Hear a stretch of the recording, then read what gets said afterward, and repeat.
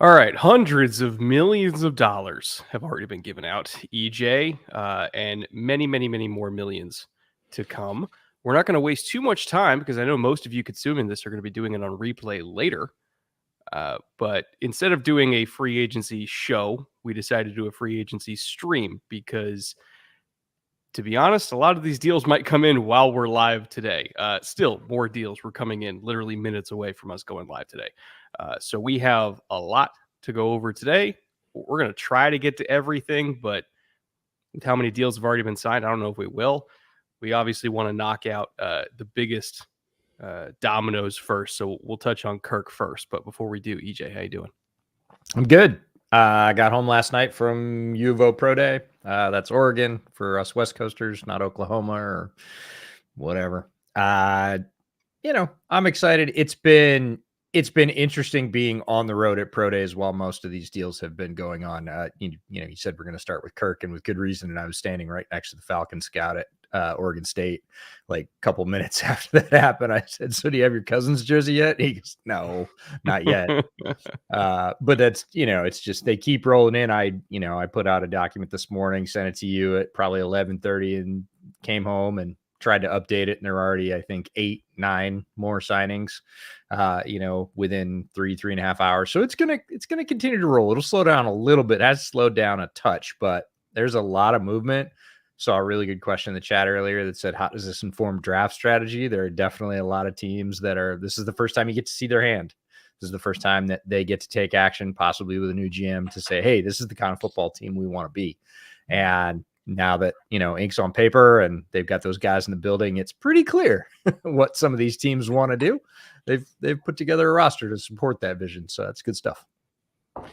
Well, the biggest impact to everybody's mock drafts, obviously, wow, I haven't even started drinking yet. I can't even form words. It's been that kind of day, EJ. It's been a long, long day. I've been balls deep in Latu tape, and it's been not cooperative at all because of technological issues. Anyway, Kirk Cousins. A lot of people had the Falcons pegged for a quarterback at 8, if not trading up to 4 or 5 to make sure they could get their guy. I think they didn't want to play games. They were tired of gambling on young quarterbacks and them not working out. Cough, cough, Desmond Ridder. They didn't want a veteran retread. They wanted a veteran star. They wanted a stabilizing presence. Honestly, they wanted the same thing that the Vikings got when the Vikings first signed Kirk, which is somebody with a lot of experience, somebody who's a capable starter, that even if he doesn't have MVP upside, has a lot of upside. It has the ability to maximize the roster they've built, which is a pretty good roster. And I think they were over the roulette table that is the NFL draft. They just wanted to know what they were getting. And so they spent $180 million. Obviously, not all of it guaranteed. I believe 100 was guaranteed, right? Effectively 2 years guaranteed for a mid-30s quarterback coming off an Achilles who has a lot of history of high-level play. I felt like it was a fair deal for what they're getting, which, again, is just stabilizing the franchise. It allows them to use that 8th overall pick on something that isn't, say, J.J. McCarthy or insert QB4 here. They can go get a Dallas Turner. They can get a Jared Verse, whatever. To me, I just think buying the peace of mind was worth that kind of investment. And even if Kirk's only there for a couple years, that's okay with me because they just needed a vet really, really bad. They were over it for sure. And we heard this loud and clear at the combine that this was likely the play. It wasn't set in stone, but most people were nodding along when you said Kirk's going to be going to Atlanta. And then somebody later said something that just sort of catalyzed with me, which was Atlanta wants what Minnesota has. And I thought they were talking about Kirk, and they weren't. They said, no. They want to turn London into JJ. They want to turn Pitts into Hawkinson. They want to turn Bijan into Dalvin, old Dalvin when Dalvin was still ripping. And they just want young Dalvin. Kirk. Right. Yeah. They just want to import Kirk and make that that's the way they want to play. They don't want to play the way Arthur Smith wanted to play. They want to play, for lack of a better term, stand-up offense. Put a guy in the pocket that can absolutely hurt you downfield. Like you said, make use of all the weapons that they've assembled. Make use of that offensive line, which is pretty good. And Kirk was sort of the linchpin to do that. And so the checkbook was wide open. And it was very clear that, you can come for Kirk, but you're going to have to go through Atlanta to get him. And they were making it very clear they were not going to be outbid for his services. So deal got signed early. It was big. It was pretty well known before it happened. And yeah, it stabilizes Atlanta in a way that they've needed for at least a couple of years. And even if I'm not saying it's going to crash and burn, but let's just say it crashes and burns. Like 1 year, oh my God, this is not working. The Achilles sapped whatever Kirk magic was there. The cap hit, if they got off of it after only 1 year, because it's only 100 guaranteed, not all 180 guaranteed. It's been a while since Kirk hasn't had a fully guaranteed contract. In fact, this might be his first ever not fully guaranteed contract. But the cap hit still wouldn't, be as bad as like the money that Denver's eating. I was gonna say the Russ deal. I knew that was coming. So it's not like it would be like a historically bad signing, even if it only is like a 1 year thing. I think it's a much safer bet than gambling on a rookie. And again, even though they've invested so much in all these skill position talents that are young and on rookie contracts, they really only have 2 more years of all these guys being cheap anyway, right? Because in the 2 years of this guaranteed money for Kirk, by the time that 2 years is up, Drake London's going to have to be signed. Kyle Pitts is going to have to be signed. Bijan's going to be off his 3rd year. And so you'll have 1 more cheap year of Bijan before the 5th year option. So it's like, yes, the young core is cheap, but they're really only cheap for the next 2 years anyway. So at that point, you might as well just spend every dollar you have on a quarterback, try to make a run in these next 2 years, hope you can do something in, I don't want to say a weak NFC, but it's definitely not the murderer's row that the AFC is, quarterbacks wise. So if there was ever a time to make a run, it's right now. And then if it doesn't work, fine, you can figure it out in 2027. But I think it's a worthy gamble for sure. Keeping it in the NFC South, Baker Mayfield, he's back in Tampa on a pretty lucrative 3-year, $100 million deal. I'm sure he owes some of that to Dave Canales for helping resurrect his career. What is that, the second straight quarterback that I think Dave Canales has gotten $100 million contracts to? Pretty much, yeah. After a year, which bodes well for Bryce Young, by the way. Yeah. But Baker's back in Tampa. I don't think anybody realistically expected him to not be in Tampa. Because what were they going to do if they didn't have Baker? Like, they were going to be completely screwed because they're not in any sort of shape to go up and get a guy in the top 10. Like, they weren't going to outbid Minnesota or Vegas or Denver. So it's like Baker or nothing. That was a relatively reasonable deal. It's like 2 years effectively guaranteed, and they can get out of it after 2. And obviously, I thought Baker played well enough to earn that type of deal. It's not breaking the bank, but it's good generational wealth for him. Felt good all around. It was a boat or a box, right? Baker's the boat. Well, what's in the box? Well, maybe Baker? Like maybe Baker-ish. So you might as well keep Baker, who's familiar. He's well liked by his teammates. He worked really hard. And yeah, he definitely felt like he hit a turning point in his career last year under Canales. We saw a lot more good Baker than bad Baker. And he should be rewarded for that. Gives them some stability. And like you said, it also gives them peace of mind. They don't have to wonder if they're getting somebody that might be as good as Baker, like you said, down the board, out of that probably second tier of quarterbacks in this draft. Not that the first tier is a sure thing. The second tier surely isn't a sure thing. So reasonable deal for both sides. I think both sides are probably pretty happy with it. And again, it was sort of best case scenario for them, because if they didn't, it was going to be the next guy that we have on our list, Jacoby Brissett, right? And he's probably going to play about as well as Baker. And I like that for the Patriots, stabilizing move for them. They're not completely hamstrung. Are they still going quarterback? They probably are. But if they don't, again, you can go get some playmakers, and Jacoby Brissett has played at a good median level. That is going to be a tremendous improvement for them over what they had at the quarterback position last year. So again, a sort of reasonable signing that makes sense, gives New England flexibility to go get a young quarterback. They maybe don't have to play him right away, depending on who he is. There's just a lot of options. So I thought the Brissett signing was similar in a lot of ways to the Mayfield signing. Made a lot of sense for New England. Where New England really got crushed today was Calvin Ridley not going to the Patriots and instead going to the Titans. They were hot and heavy on Ridley the whole time. I think they wanted to put themselves into a position where they could draft, say, either Drake May or Jaden Daniels, whoever happens to be there at 3. And then it's not like the best receiving core in the NFL, but it's a hell of a lot better than it was a year ago. Right. And so, you bring him back on Wenu, you got Calvin Ridley. We really like what we saw from Pop Douglas. Like there's pieces there. They re-signed Hunter, which we're going to talk about. So they've got folks. They've got guys. And they were supposed to have guys, because if they got Ridley, it meant that they wouldn't have to take Marvin to get a number 1 receiver.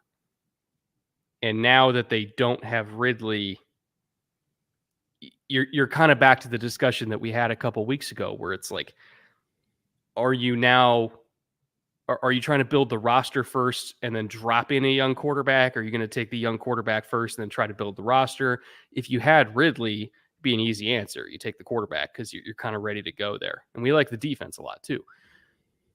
In the absence of having a true number 1 receiver, you're still kind of in limbo there, where it's like, is it better to take Marvin plus day 2 quarterback to have the best possible supporting cast to develop a young quarterback?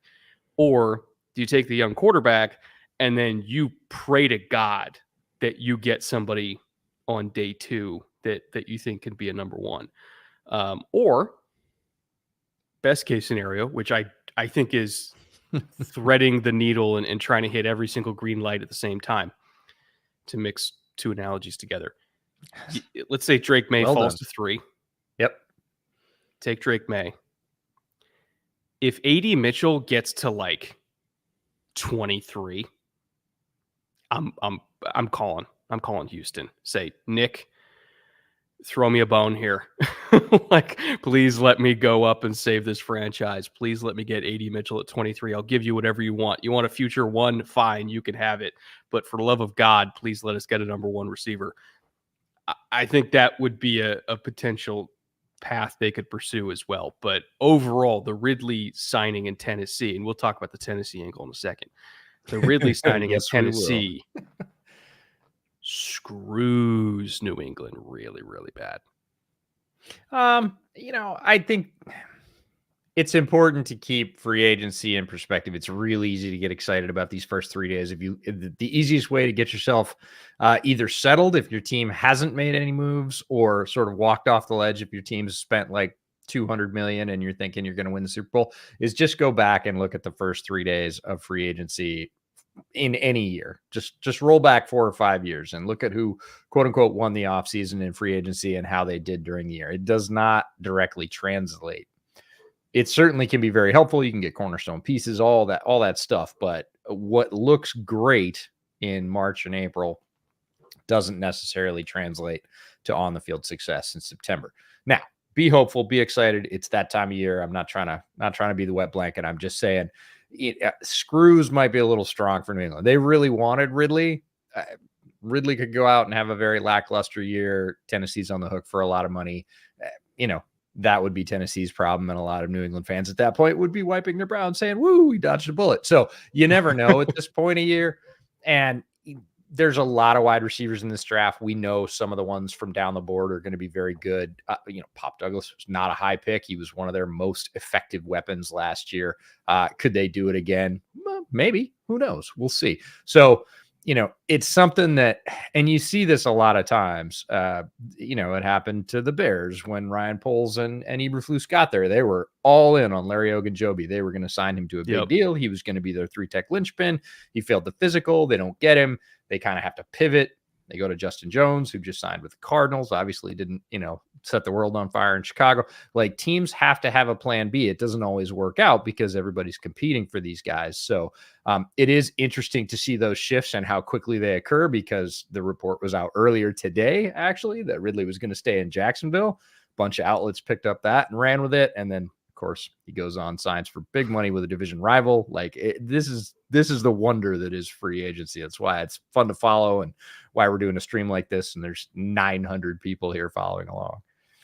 As soon as I saw that Ridley's agent was David Bulagetta, I was like, I don't believe a word that's coming out of anybody's mouth. Show me the paper. I want to see the paper. If there's one thing that David Bulagetta is really good at, it's pitting franchises against each other using the media. And it's like, well, I got this. Can you give me this? Like, 50 million guaranteed. I mean, my God. He did it. He's he good did agent. Work. He's done a lot of work this week. And agents this week are, we talk about not sleeping during the draft or not sleeping during, the events we go to. Like, agents can't possibly be sleeping at this week, especially not these 3 days. It's just not happening. So they're living on pure coffee and Red Bull and whatever else.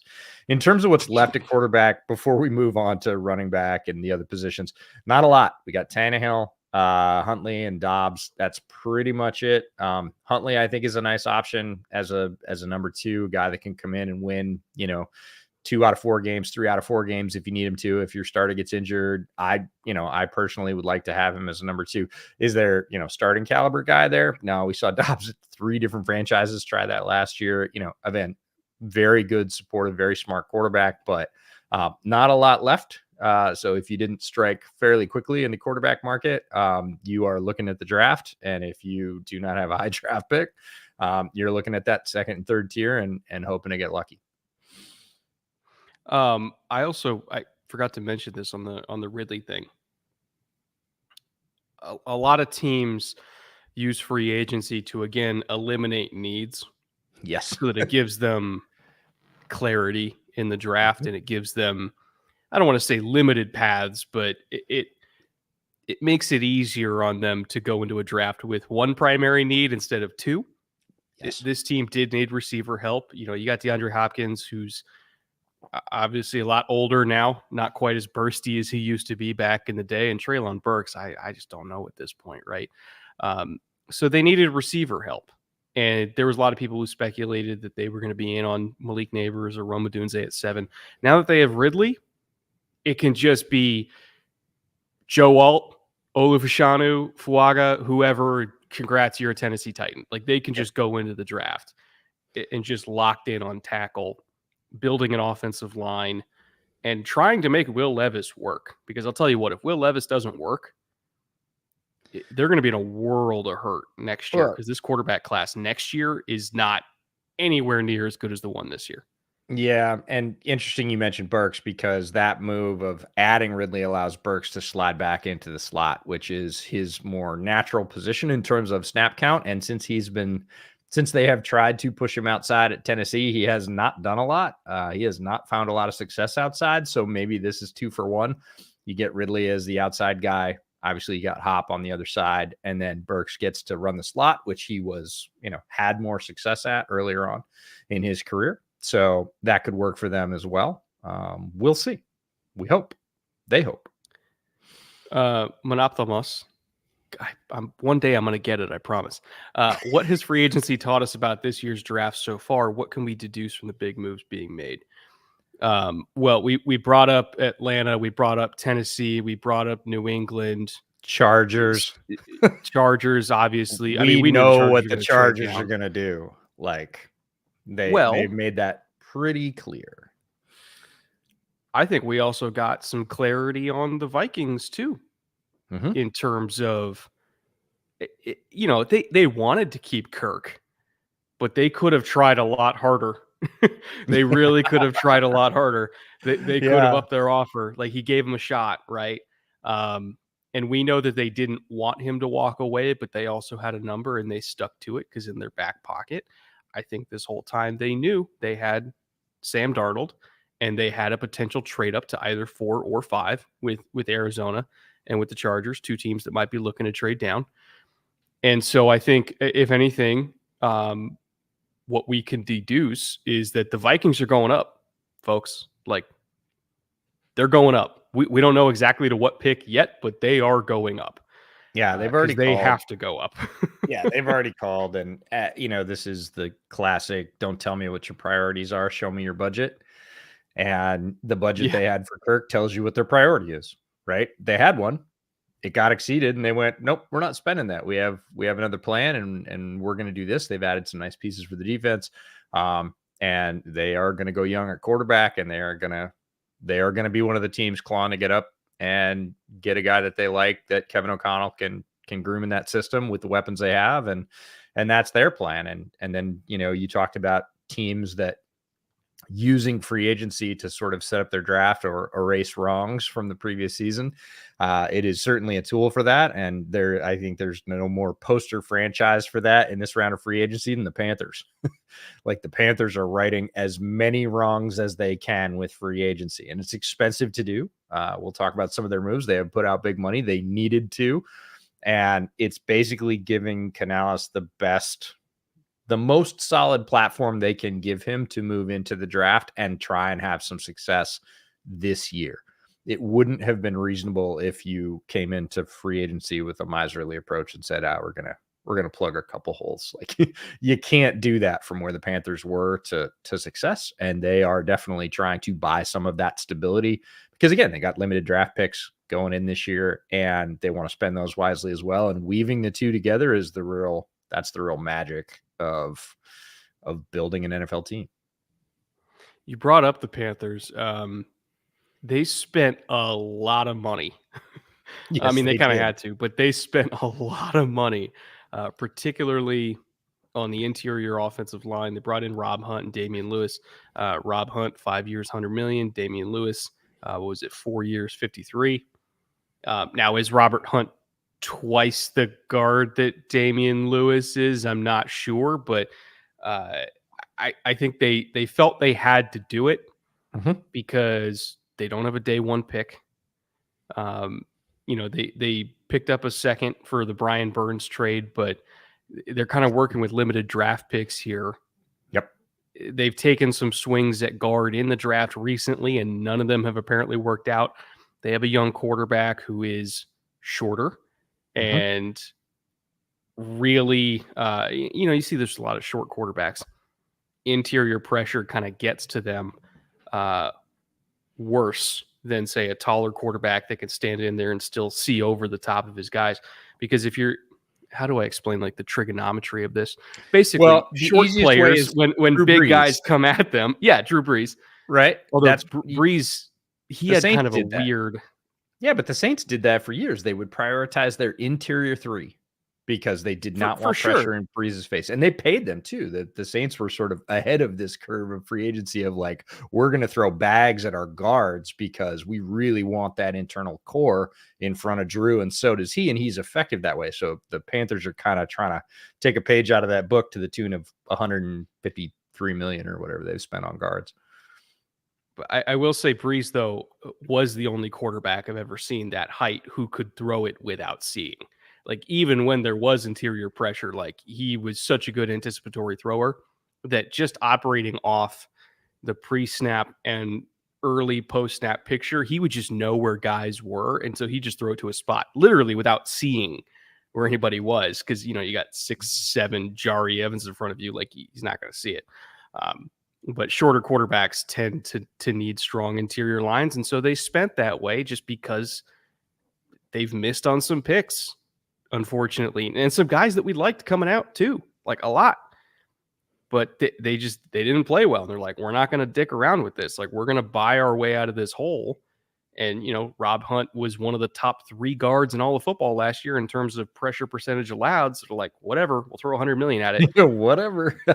Yeah. And I also think kind of like the Titans possibly moving Treylon back to his more natural position, it gives, you're talking about Chandler Zavala, a guy we really like, it gives Chandler a chance to develop because now he can be the swing, right? They're not going to get rid of him. They spent a pick on him last year and he was a good player in college. Now they have, a new staff, different priorities on the offensive line, some different coaching techniques, and guys in front of him that can take some of that pressure off him. Is he going to play at some point during this year? I mean, the Panthers hope not, but the likelihood is, yeah, he's going to be taking some snaps. He's going to be a year older in terms of being in the league with experience. He doesn't have that pressure on him. He's got some new coaching. Maybe it helps revive his career too. So teams are always looking for that sort of 2-for-1 bonus whenever they can get it. I want to bring up another Panthers thing. And I apologize to the Panthers fans that are in here right now. The Brian Burns trade. Oh, boy. Oh, my. It's so bad. To go from turning down 2 1s and a 2, what was it, like less than 24 months ago? Yeah, I was going to say. It's not even. Good God. It's bad optics because, of course, the Panthers fortunate. This is one of those things that if you win, nobody cares. Right. Yeah. If the Panthers had, had the Texans season and Bryce had been amazing and, they were, they were the top 15 or top 12 team in football, nobody's really going to care about that. But they were the complete opposite. They end up getting a lot less for a very talented player, a very short period of time after they turned that down. There's just no way to look at it and go, that was anything except a poor choice. Like it didn't, reminds me of, Indiana Jones, right? He chose poorly. The other side of that trade, by the way, the Giants spending assets to go get Brian Burns and then pay him, I think it was up to $30 million a year with incentives. I think the real money is like 28 or something like that. It's a lot of money, right? It's a lot of money for Brian Burns. The reason why the Giants felt compelled to do that is because I think they are realizing what Kayvon Thibodeau is, which is not Brian Burns. And I think they have a pretty good understanding that Ojulari ain't working. Jad Ward definitely wasn't working. And Kayvon Thibodeau is not an alpha pass rusher. We use the Batman Robin analogy a lot. He's not a Batman. To be honest, if you're looking at the metrics, he's not even a Robin. He's an Alfred. So Dexter Lawrence is their Batman. Brian Burns is like a roided up Robin. And then KT is the Alfred. He's fine as a third rusher. I'd say he's actually a good third rusher. But he's a third rusher. And I think they realized that. And that's why they went out and paid $1 gazillion to Brian Burns, is because they didn't want to have to be forced into taking Dallas Turner at 6 and go into next year with a really bad edge group, which is what they had last year. Yeah, again, I think Thibodeau is better than some people give him credit for, but because of where he was picked and because of the expectation, and it was him and Lawrence, so they were going to double team Lawrence. If they were going to double team the edge, it was Thibodeau. Now, he didn't get a lot of double teams, especially later in the season after people were like, well, we can single team him and get away with it. We can't typically single team Dex, so Dex took most of the double teams. Now they add a third sort of straw in that drink, and a pretty good one in Brian Burns. If anybody's going to get doubled on the edge, it's going to be Burns. You're going to need to, and that means more single teams for Kayvon Thibodeau, where he can clean stuff up. He's still a really good athlete. I go back to the Ojulari thing. Like, Ojulari was the hope before Thibodeau, and Ojulari's done absolutely bubkiss. And so if you really looked at it again from the Giants' perspective several years ago, it's like, hey, we got Azeez Ojulari, we got Thibodeau, we're set at edge. And Ojulari was almost a complete zero. Thibodeau was less than expected, was not that alpha, as you said. So the Giants have had to go to sort of plan C here. They see, a team that is willing to give up an asset for a lot less than they were going to a year and a half ago. And I don't think that's a bad move by Joe Schoen. Like, he builds a pretty good defensive line group. Flacco to the Colts, is that real? Sure. Interesting. Well, I would say as like a veteran to sit. Right. I mean, because they lost Gardner, right, to the Raiders. Correct. As a veteran to sit behind AR, Yeah. I actually like that a lot. I mean, clearly Flacco could still play Yeah. if you really need. I mean, you don't want him to play if AR is the starter, but if you're in a pinch, like I like that a lot. What is he? 39 at this point?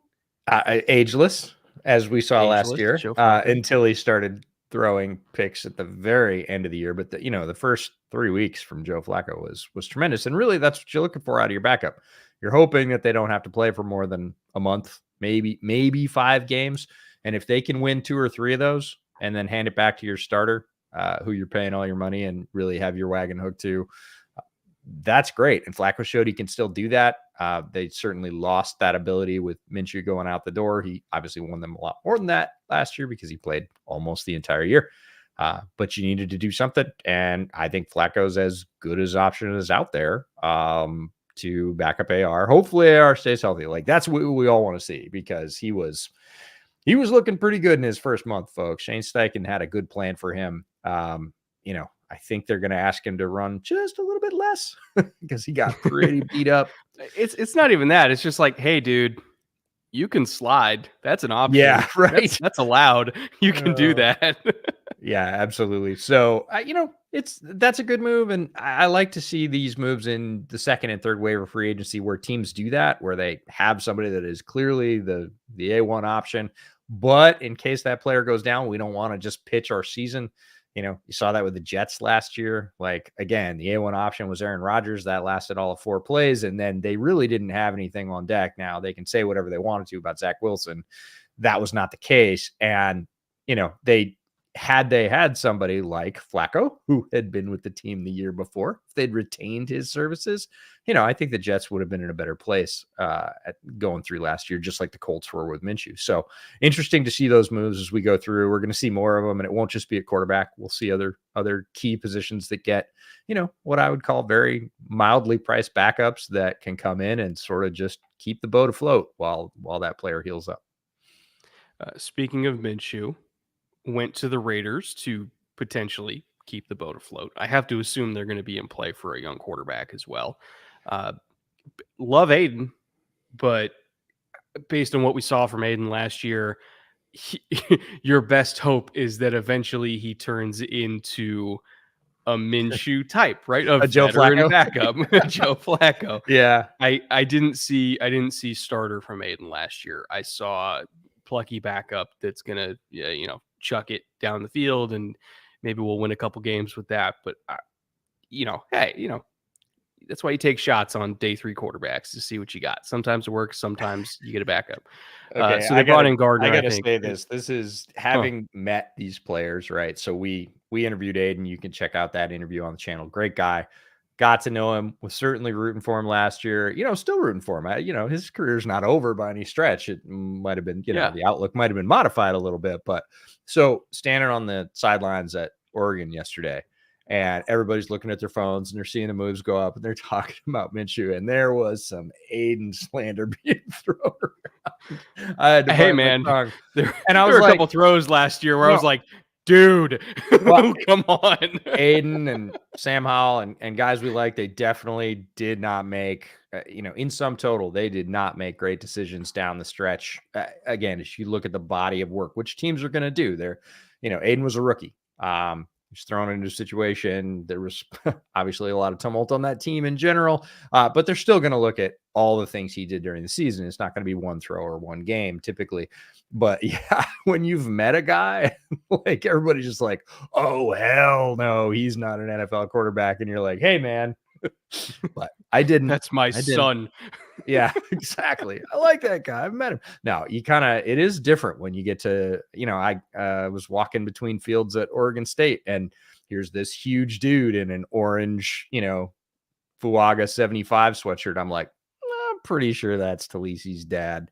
So I walked up and I said, hey, I bet you're Talisi's dad. I didn't realize he went to high school like in Tacoma. He's a Mount Tahoma guy. Oh, really? Yeah. So I was like, you guys still live in Tacoma? He's like, oh, yeah. I mean, his dad is OG Samoan, like great dude, salt of the earth. Funniest thing I said to him right at the end is it was only a couple minute walk. And so didn't talk to him for long. But I said, hey, your kid's going to be a really solid pro. He's going to be a really good player. He said, I don't know. You got to keep working. I was like, okay, pretty perfect answer. But it's a picture into the window that like families are new to this too. They've been, taking him to football since Little League or whenever he started playing. And, and this comes on pretty quick, right? Like last year it was like, hey, he's pretty good. By the time he played out this season, it's like, no, he's really good. He's going to be one of the top 3-4 tackles taken now, top 15 buzz. That's a lot to sort of get to in a couple of months. And, it hasn't always settled in with everybody. It doesn't seem real to them. I was like, oh, he's better than keep working, man. Like he's going to get picked in the top half of the first round of all players available. Like he's a really good dude. Yeah, so he might be a top 10 pick. Yeah, it's very possible. Anyways, so just fascinating little insights of like everybody sort of comes to it at a different level, and really, really interesting. But now that you've met these folks, it's a little bit harder when they don't work out. I do want to use our little Raiders tangent as a good transition to Connor's question, where he asked, where does Crosby, Wilkins, Wilson, and Kuntz rank among the best third down rush packages in the league? Obviously, Christian Wilkins was one of the first big dominoes to fall. I believe he signed right after Madubuike did. Everybody was kind of using the Chris Jones deal as the barometer, and then everybody else was slotting in off Chris Jones. It's like, okay, well, if Chris is getting 30 God or money, whatever it was, it's like, yeah. what do I get relative to Chris Jones? So I want to say Wilkins was the third big DT to sign, 4 years, $110 million. Obviously a healthy amount of money for him, but I also don't think it necessarily breaks the bank either. I thought it was a good value for what you're getting, which is an upper echelon starting DT that has alignment flexibility. Like you can give him some snaps at shade, you can throw him at 3 technique. Very good run defender. He's not as dominant a pass rusher as Madubuike, or obviously not as Jones, but he's no slouch there either. As far as like, do they have the best third down rush package in the league? I'm not even sure they have the best one in their own division, but it's a hell of a lot better than it was last year. And that's what they needed. They needed somebody besides Max and Kuntz to step up, because they weren't really getting much out of Tyree, and they desperately needed somebody who could win on the interior. And this kind of makes it so that they don't have to take, Johnny Newton or Byron Murphy early. They can kind of look at any of the early day 2 interior pass rushers, if they still even want to take one. You got Mekhi Wingo. If you want to even go further down the board, you got Christian Boyd. They don't have to do it in the first round now, which I think was the point of that signing, which is to give themselves flexibility. Yeah, and to give Crosby some help. Like Crosby has been doing it, basically one arm tied behind his back because he was the guy. And now you can't do that anymore.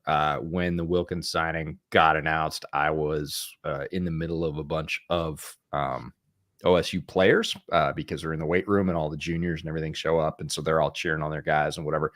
And so everybody's got their phone out and they're just shouting out numbers as guys are getting signed. And I got the Wilkins news first and I let everybody know. And I was in amongst a bunch of the defenders, and like the wave that went over their faces when they realized, oh, it's Wilkins and Crosby. Good luck with that.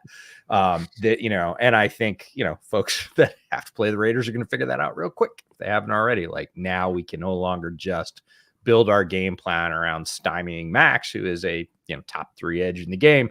We got to go after Wilkins, who is a top 5, top 7, probably interior defensive lineman, not quite the pressure getter that a guy like Dexter Lawrence is, but not shabby in that area either. And a dominant, run defender on early downs. He's going to take some attention, and Kuntz is, I think, underrated, and it just gives the Raiders sort of a multiplier, right? It's a force multiplier for their defensive line, and they paid a lot for it, but it gives them flexibility. So now they can use their draft picks in other areas. Gwinnick or GWNYC? There you go. GWNYC, I think. We're winging it here, EJ. We're winging it. For $10, thank you for that. We're never not winging it. Never. With the first few days of free agency over, how has the first round draft board changed, and which players could potentially go earlier / later as a result?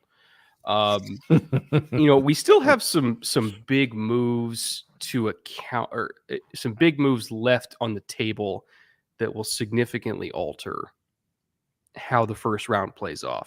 L'Jarius Sneed's one of them. We're still not 100% sure where he's going. We know there are multiple teams in. I had heard that Tennessee was one of them, but that was before the Ridley signing when they spent $50 million guaranteed on him. So maybe it's now just the Colts or staying with KC, or maybe the two most likely options at this point, because we know the Colts are in. Everybody knows that. That would significantly alter the first round, because if the Colts don't get L'Jarius Sneed, then that's a natural landing place for Quinyon Mitchell, right? Or maybe Kool-Aid McKinstry, whoever you happen to like as a first round corner. But I think the players that are going to go earlier, for sure going to go earlier now, are either of the top two edge rushers, whether it's Dallas Turner or Jared Verse. Because Kirk is in Atlanta, that means, and not only is Kirk in Atlanta, but also they signed Mooney. By the way, tangent, Mooney, that deal was not good. But anyway, they signed a number 2. But... It's a lot of money. I know. Anyway, I like beyond Mooney. They signed him to be the number 2, so they don't have to take a receiver early either, which means they're gonna take an edge at 8. Is my best guess. If they didn't do those 2 moves, I'm not sure if there was going to be an edge going in the top 10 at all. And because a lot of the teams in the early teens need stuff that isn't edge, it might have been a while before we really saw one. Now, I think Dallas Turner and or Jared Verse, whoever your top edge is now firmly in play for 8. So those 2 moves probably made whoever the top edge is a lot of money, because it could have been like the 15th pick or something like that before one finally went, were it not for that. Yeah, this is largely good news for Chicago because, I mean, Ridley signing in Tennessee and, Kirk going to Atlanta, that takes 2 teams out of the running for possible wide receiver picks. I don't think Atlanta was going to pick a wide receiver, but value-wise, if you were staring at, Rome or Neighbors or one of the top 2 edges, I think both Rome and Neighbors are rated over both of those edges. So it becomes what do we do for value versus need here? And Tennessee was certainly in play to take one of the receivers. Now, like you said, it's probably purely a tackle pick. So this is sneaky good news for Chicago and the ability to get one of those, I would say top 2, because we're pretty sure Marvin Harrison Jr. is going to be long gone. Well, there were some interesting things I heard of the combine about that. Yeah, but I heard it. But it's not concrete. It's not concrete enough for me to repeat it. And I don't really believe it. So I'll believe that when I see it. If that slide starts occurring, that too is really good news for the Bears. But, before the first couple of days of free agency, like the top 10, again, looked quite different. Just vibing for $20. Thank you, Vibin. Welcome back, by the way. Hi, boys. As a Vikings fan, how should I feel about the defense becoming the Minnesota Texans? Also, the rumor going around is the Vikings looking to trade up with New England. Love the show. Vikings are looking to trade up with everybody at this point. Correct. It's hey, man. They're shouting from the rooftops. Please, for the love of God, can we have JJ McCarthy? Or insert quarterback here. They're trying. They're really, really trying. They are really, really trying. They're really, really trying. Just like they were trying last year. Like they've made no secret about their strategy for the last 2 years, which was looking towards the future. Kwesi and O'Connell have a lot of job security. They know that if they moved off of Kirk in an effort to keep the core together, even if it took a year or 2 for them to get back to good quarterback play because they're developing a young guy, they knew they had job security. Like they have job security. So they have the green light of, Pay Justin, pay Darisaw, pay your core, keep your offensive core together, Hawkins, like all these guys. And we're not going to fire you. Like, we understand it's going to take time, but like, retain the core, get a young quarterback, develop him, and then let's try to open up a larger contention window than we would have had if we were paying Kirk a gazillion dollars, right? Like, that's been the plan for the last 2 years. And they are being very transparent about it. Like, they really are. They're not being sneaky. They're trying to move up. So whether it's New England, Arizona, Chargers, whoever, they're trying. I don't know if they're going to be successful, but they're trying. As for the defense being the Minnesota Texans, an interesting thing that I heard at the Combine, because I just assumed Houston was going to bring back Grenard, right? Because he's very productive for them. And something I had heard was that, he freelanced a little bit too much for their liking, and quarterbacks had a lot of escape lanes against him because, pass rushes have to work as a unit. There has to be lane integrity for everybody. You can't just be kind of doing your own thing and spinning in random directions and stuff like that. If you're not the guy with the two-way go, don't act like you have a two-way go. And they felt like he freelanced a lot as a rusher and allowed easy escape lanes for quarterbacks to kind of get out there and either run to throw or run to run.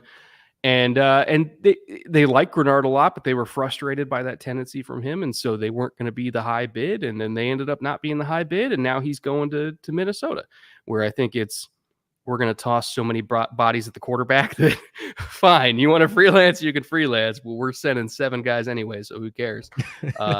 Maybe he kind of fits them a little bit, fits their aggressive mentality a little bit more. But just something I had heard at the Combine was that play style wise, the Texans didn't feel like he fit.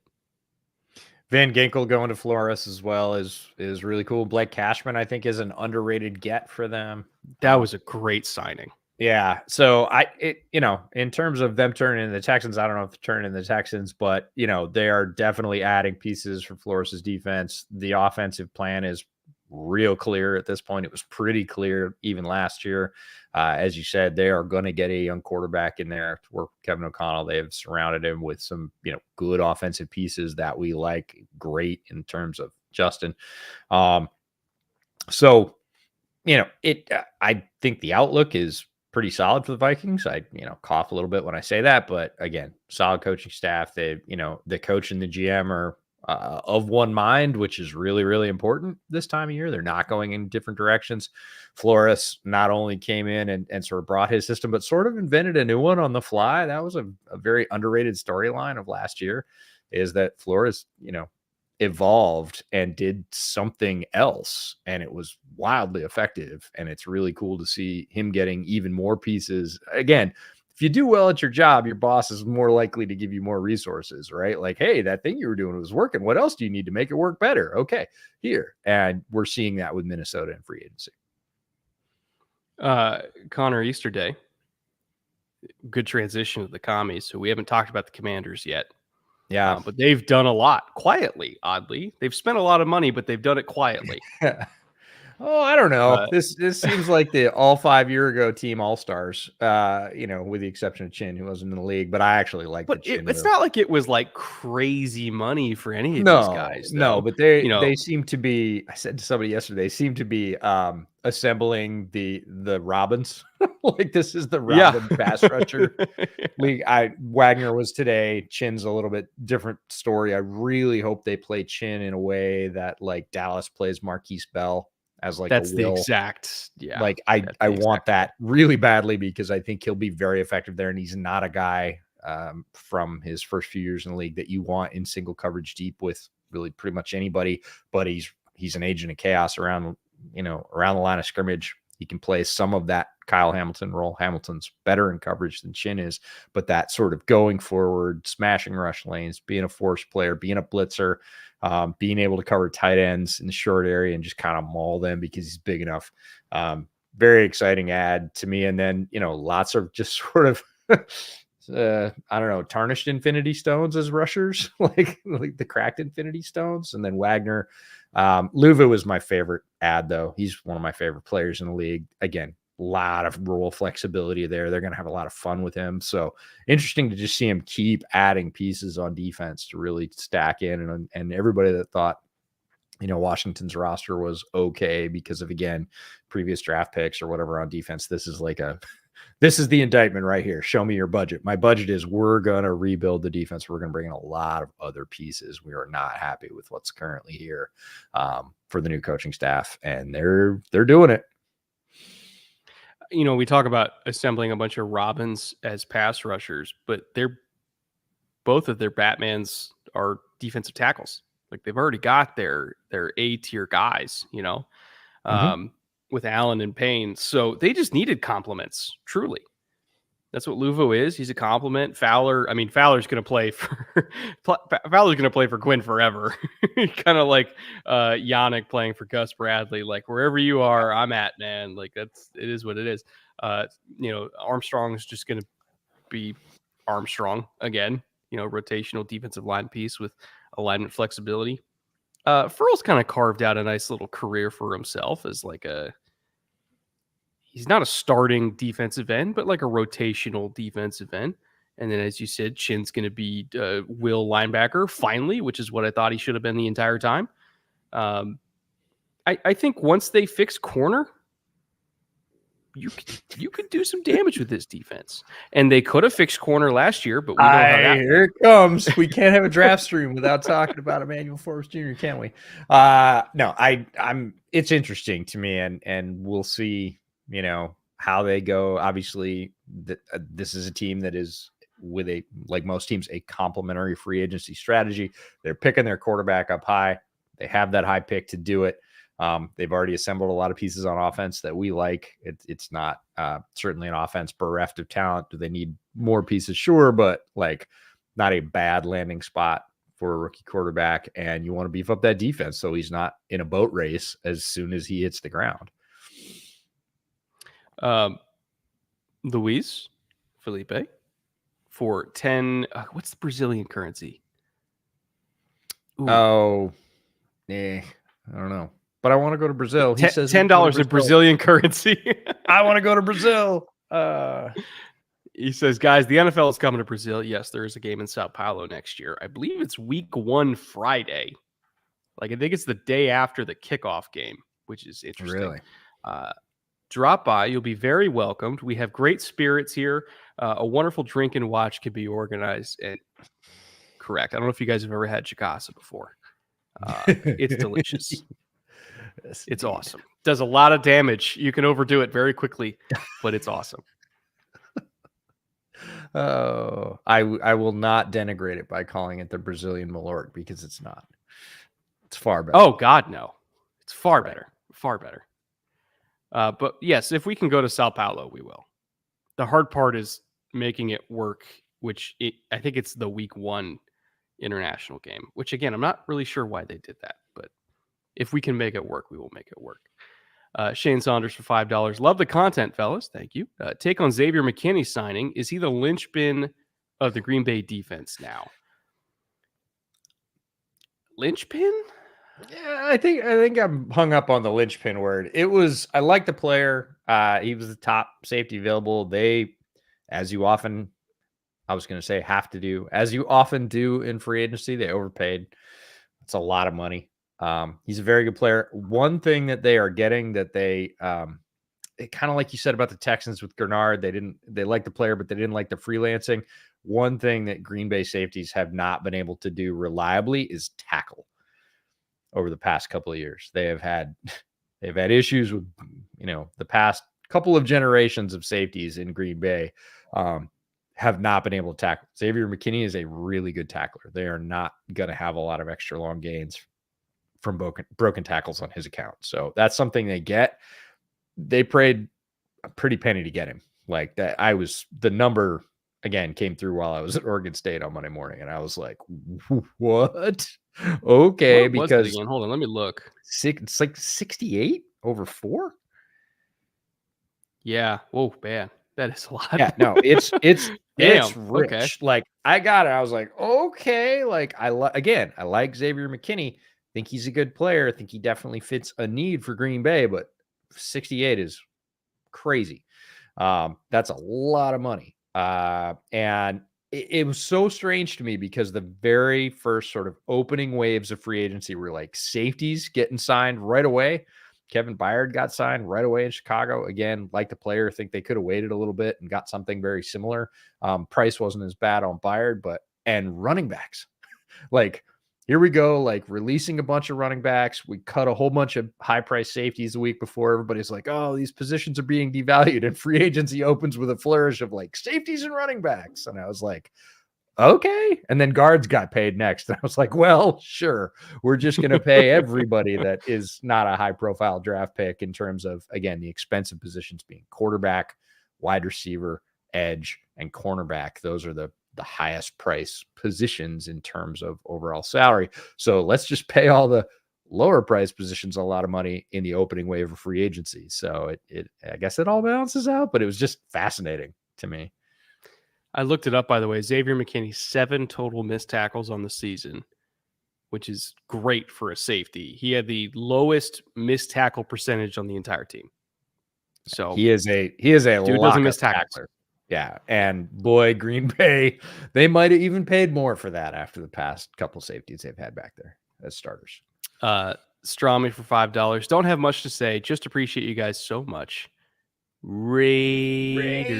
I'm not going to yell because it'll scare my cat. But I know. But it's one of the best things about going to games, especially now in Las Vegas. Like when you go to games at Lumen Field, it's Seahawks.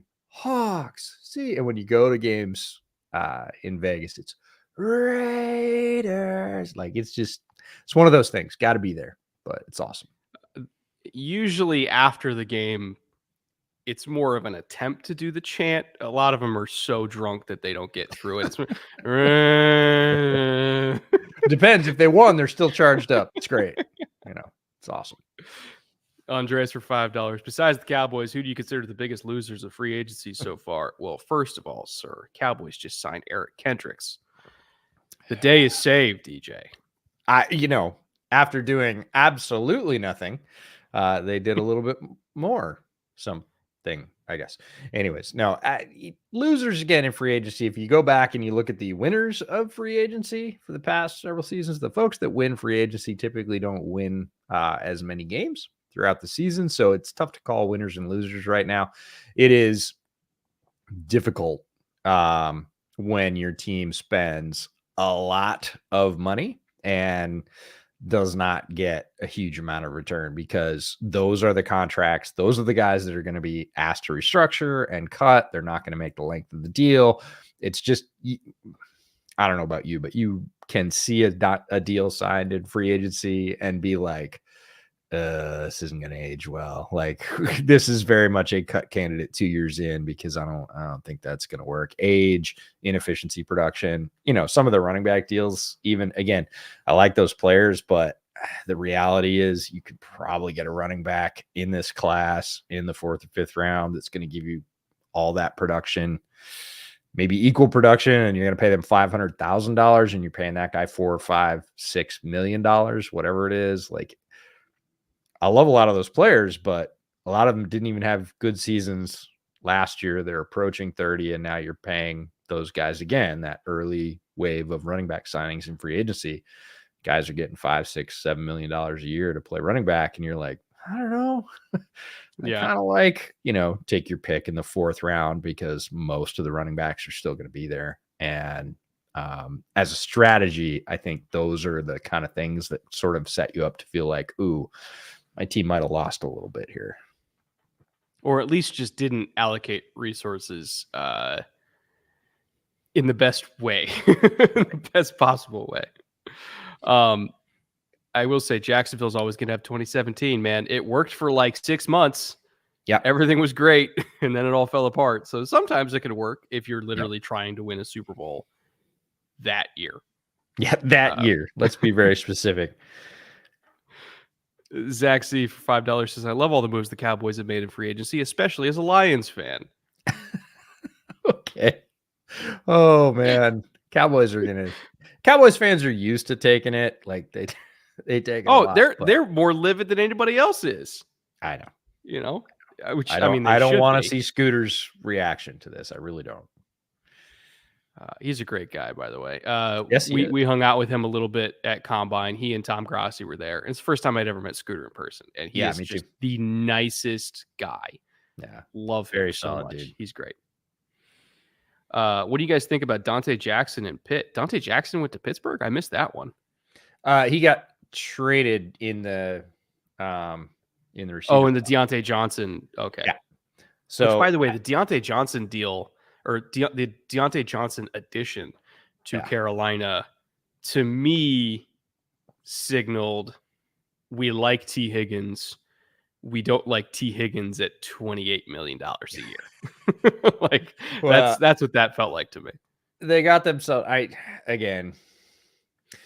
Deontay, it felt like his time in Pittsburgh it just felt like it was getting stale. Fans were getting on him a lot for the drops. He's always going to have drops. He's had some drops. Generally, they've gotten quite a bit better, but still, it's kind of that, I've seen this before and it makes me angry thing from the fans.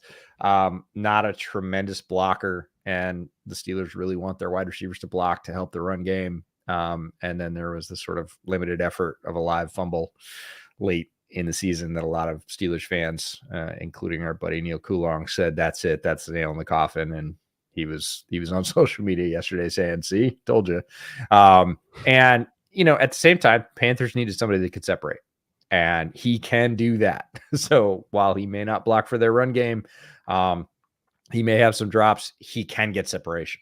And so, I'm not going to say win-win, but Steelers were done with him in a lot of ways. They get a corner. Steelers are funny with corners. They seem to be able to take retreads from other teams and get the kind of production that they want out of them. And they also, for the most part, don't necessarily, at least in free agency or trades, necessarily go for the highest dollar guys. Now in the draft, they'll pick corners up high. Obviously, they did last year.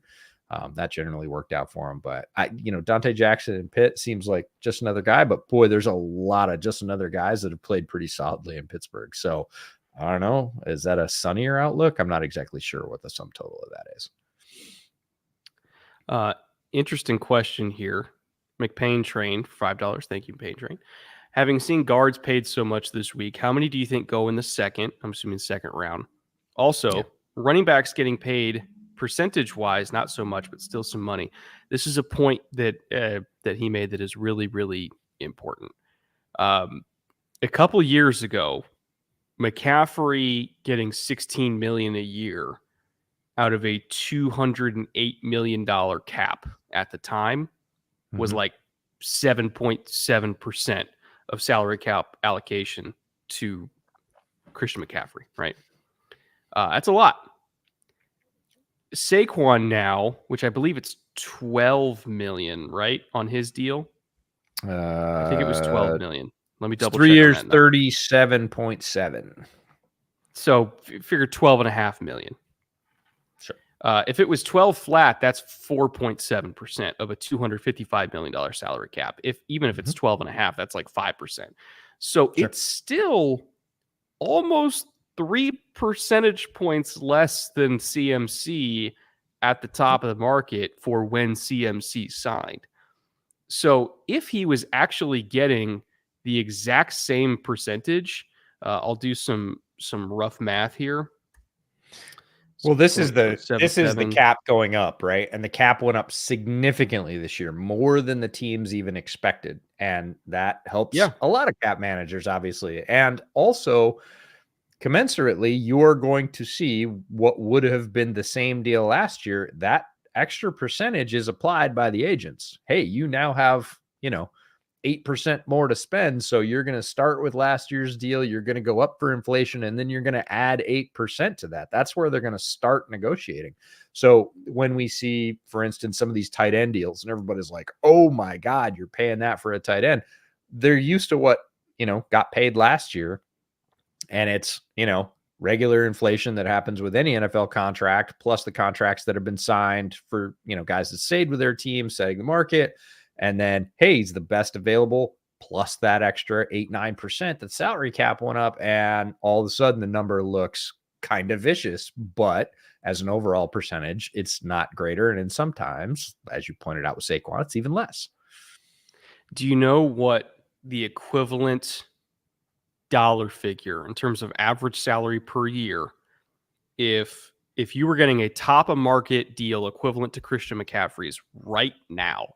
Oh God. It's 19.6 million a year. Yeah, it's too much is the answer. Because again, McCaffrey is a unique player, especially with his fit in San Francisco, because he is used for pretty much everything and he is effective at pretty much everything. And it's a real, real key, real cog in that offense. But the point is these pay increases are not pay like they're still making less. Yeah. Like they're not getting raises. It is very hard. I've found in general for fans to look at increases in money that are just completely natural. Like, again, the market goes up. We talk about, quarterback salaries and we're talking about second tier quarterbacks. And it's like the Daniel Jones deal is the floor. And then you have to add, let's just call it inflation.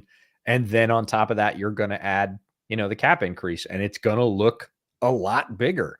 It's not, it's the same or maybe even slightly less like the Saquon deal, but it looks bigger. And it's weird. It's like fans forget that every year, and every year it's hard for them when these numbers come out and they're just like, oh my God. You're like, it's not actually that much. In fact, it's kind of a decrease. Doesn't look like that. And it's just tough to swallow every year. It's a lot of money. I get it, but it's just, when people say, oh, we're going to get him for X, and I'm like, A, that's 5 year ago money. B, there's 3 teams involved. So the bidding's only going to go up. Plus there's inflation, plus the cap went up. No, you're not getting him for that. And then, the deal comes out and it's a third greater than what everybody said. And they're, oh, I don't want him for that money. I'm like, well, that's the money he's going for. And that's probably the lesson to take out of free agency overall. Don't care who your team is. Don't care what position you're interested in. The market will tell you what the player's worth, right? That the NFL is going to pay a player what they need to get him in. And occasionally we're going to see something like the Christian Kirk deal in for the Jaguars that's just really going to upset one entire position and cause a lot of movement, like the wide receiver market reshift of a couple of years ago. But in general, these incremental increases, they just are what they are. And the NFL is going to tell you what your players were. So when you see him get traded for a 6th round pick and you're like, he should have been a second. Let me tell you, there were no 2nd round offers out there for your player. Like, it's not happening. The NFL is setting the market. It's currently happening to Justin Fields. There's very little interest rate there. It's extremely dry. There's not any other way to describe that market. They're probably going to have to wait till well after the draft and see who doesn't get the quarterback they want, and then see if they can get something, because right now it's probably starting at about a 6th.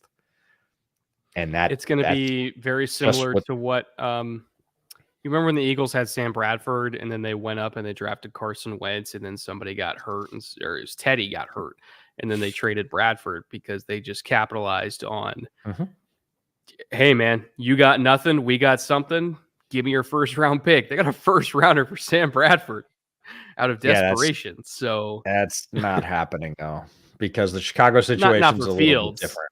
Yeah, they're not going to coexist. People keep saying, oh, just keep them both. Kyle Long came out and said, hey, the smartest thing to do is to keep Justin Fields until that happens somewhere in season.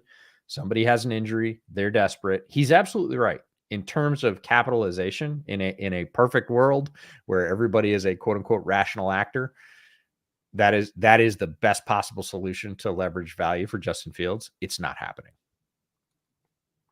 It's not happening.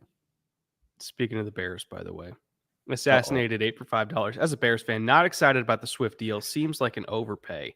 I want to piggyback off of the point that we just made, right? Because if we're looking at the Swift deal in a vacuum right now, so in terms of cap percentage points, about 3.1% of the cap, not a whole lot. It would have been the equivalent for last year's cap.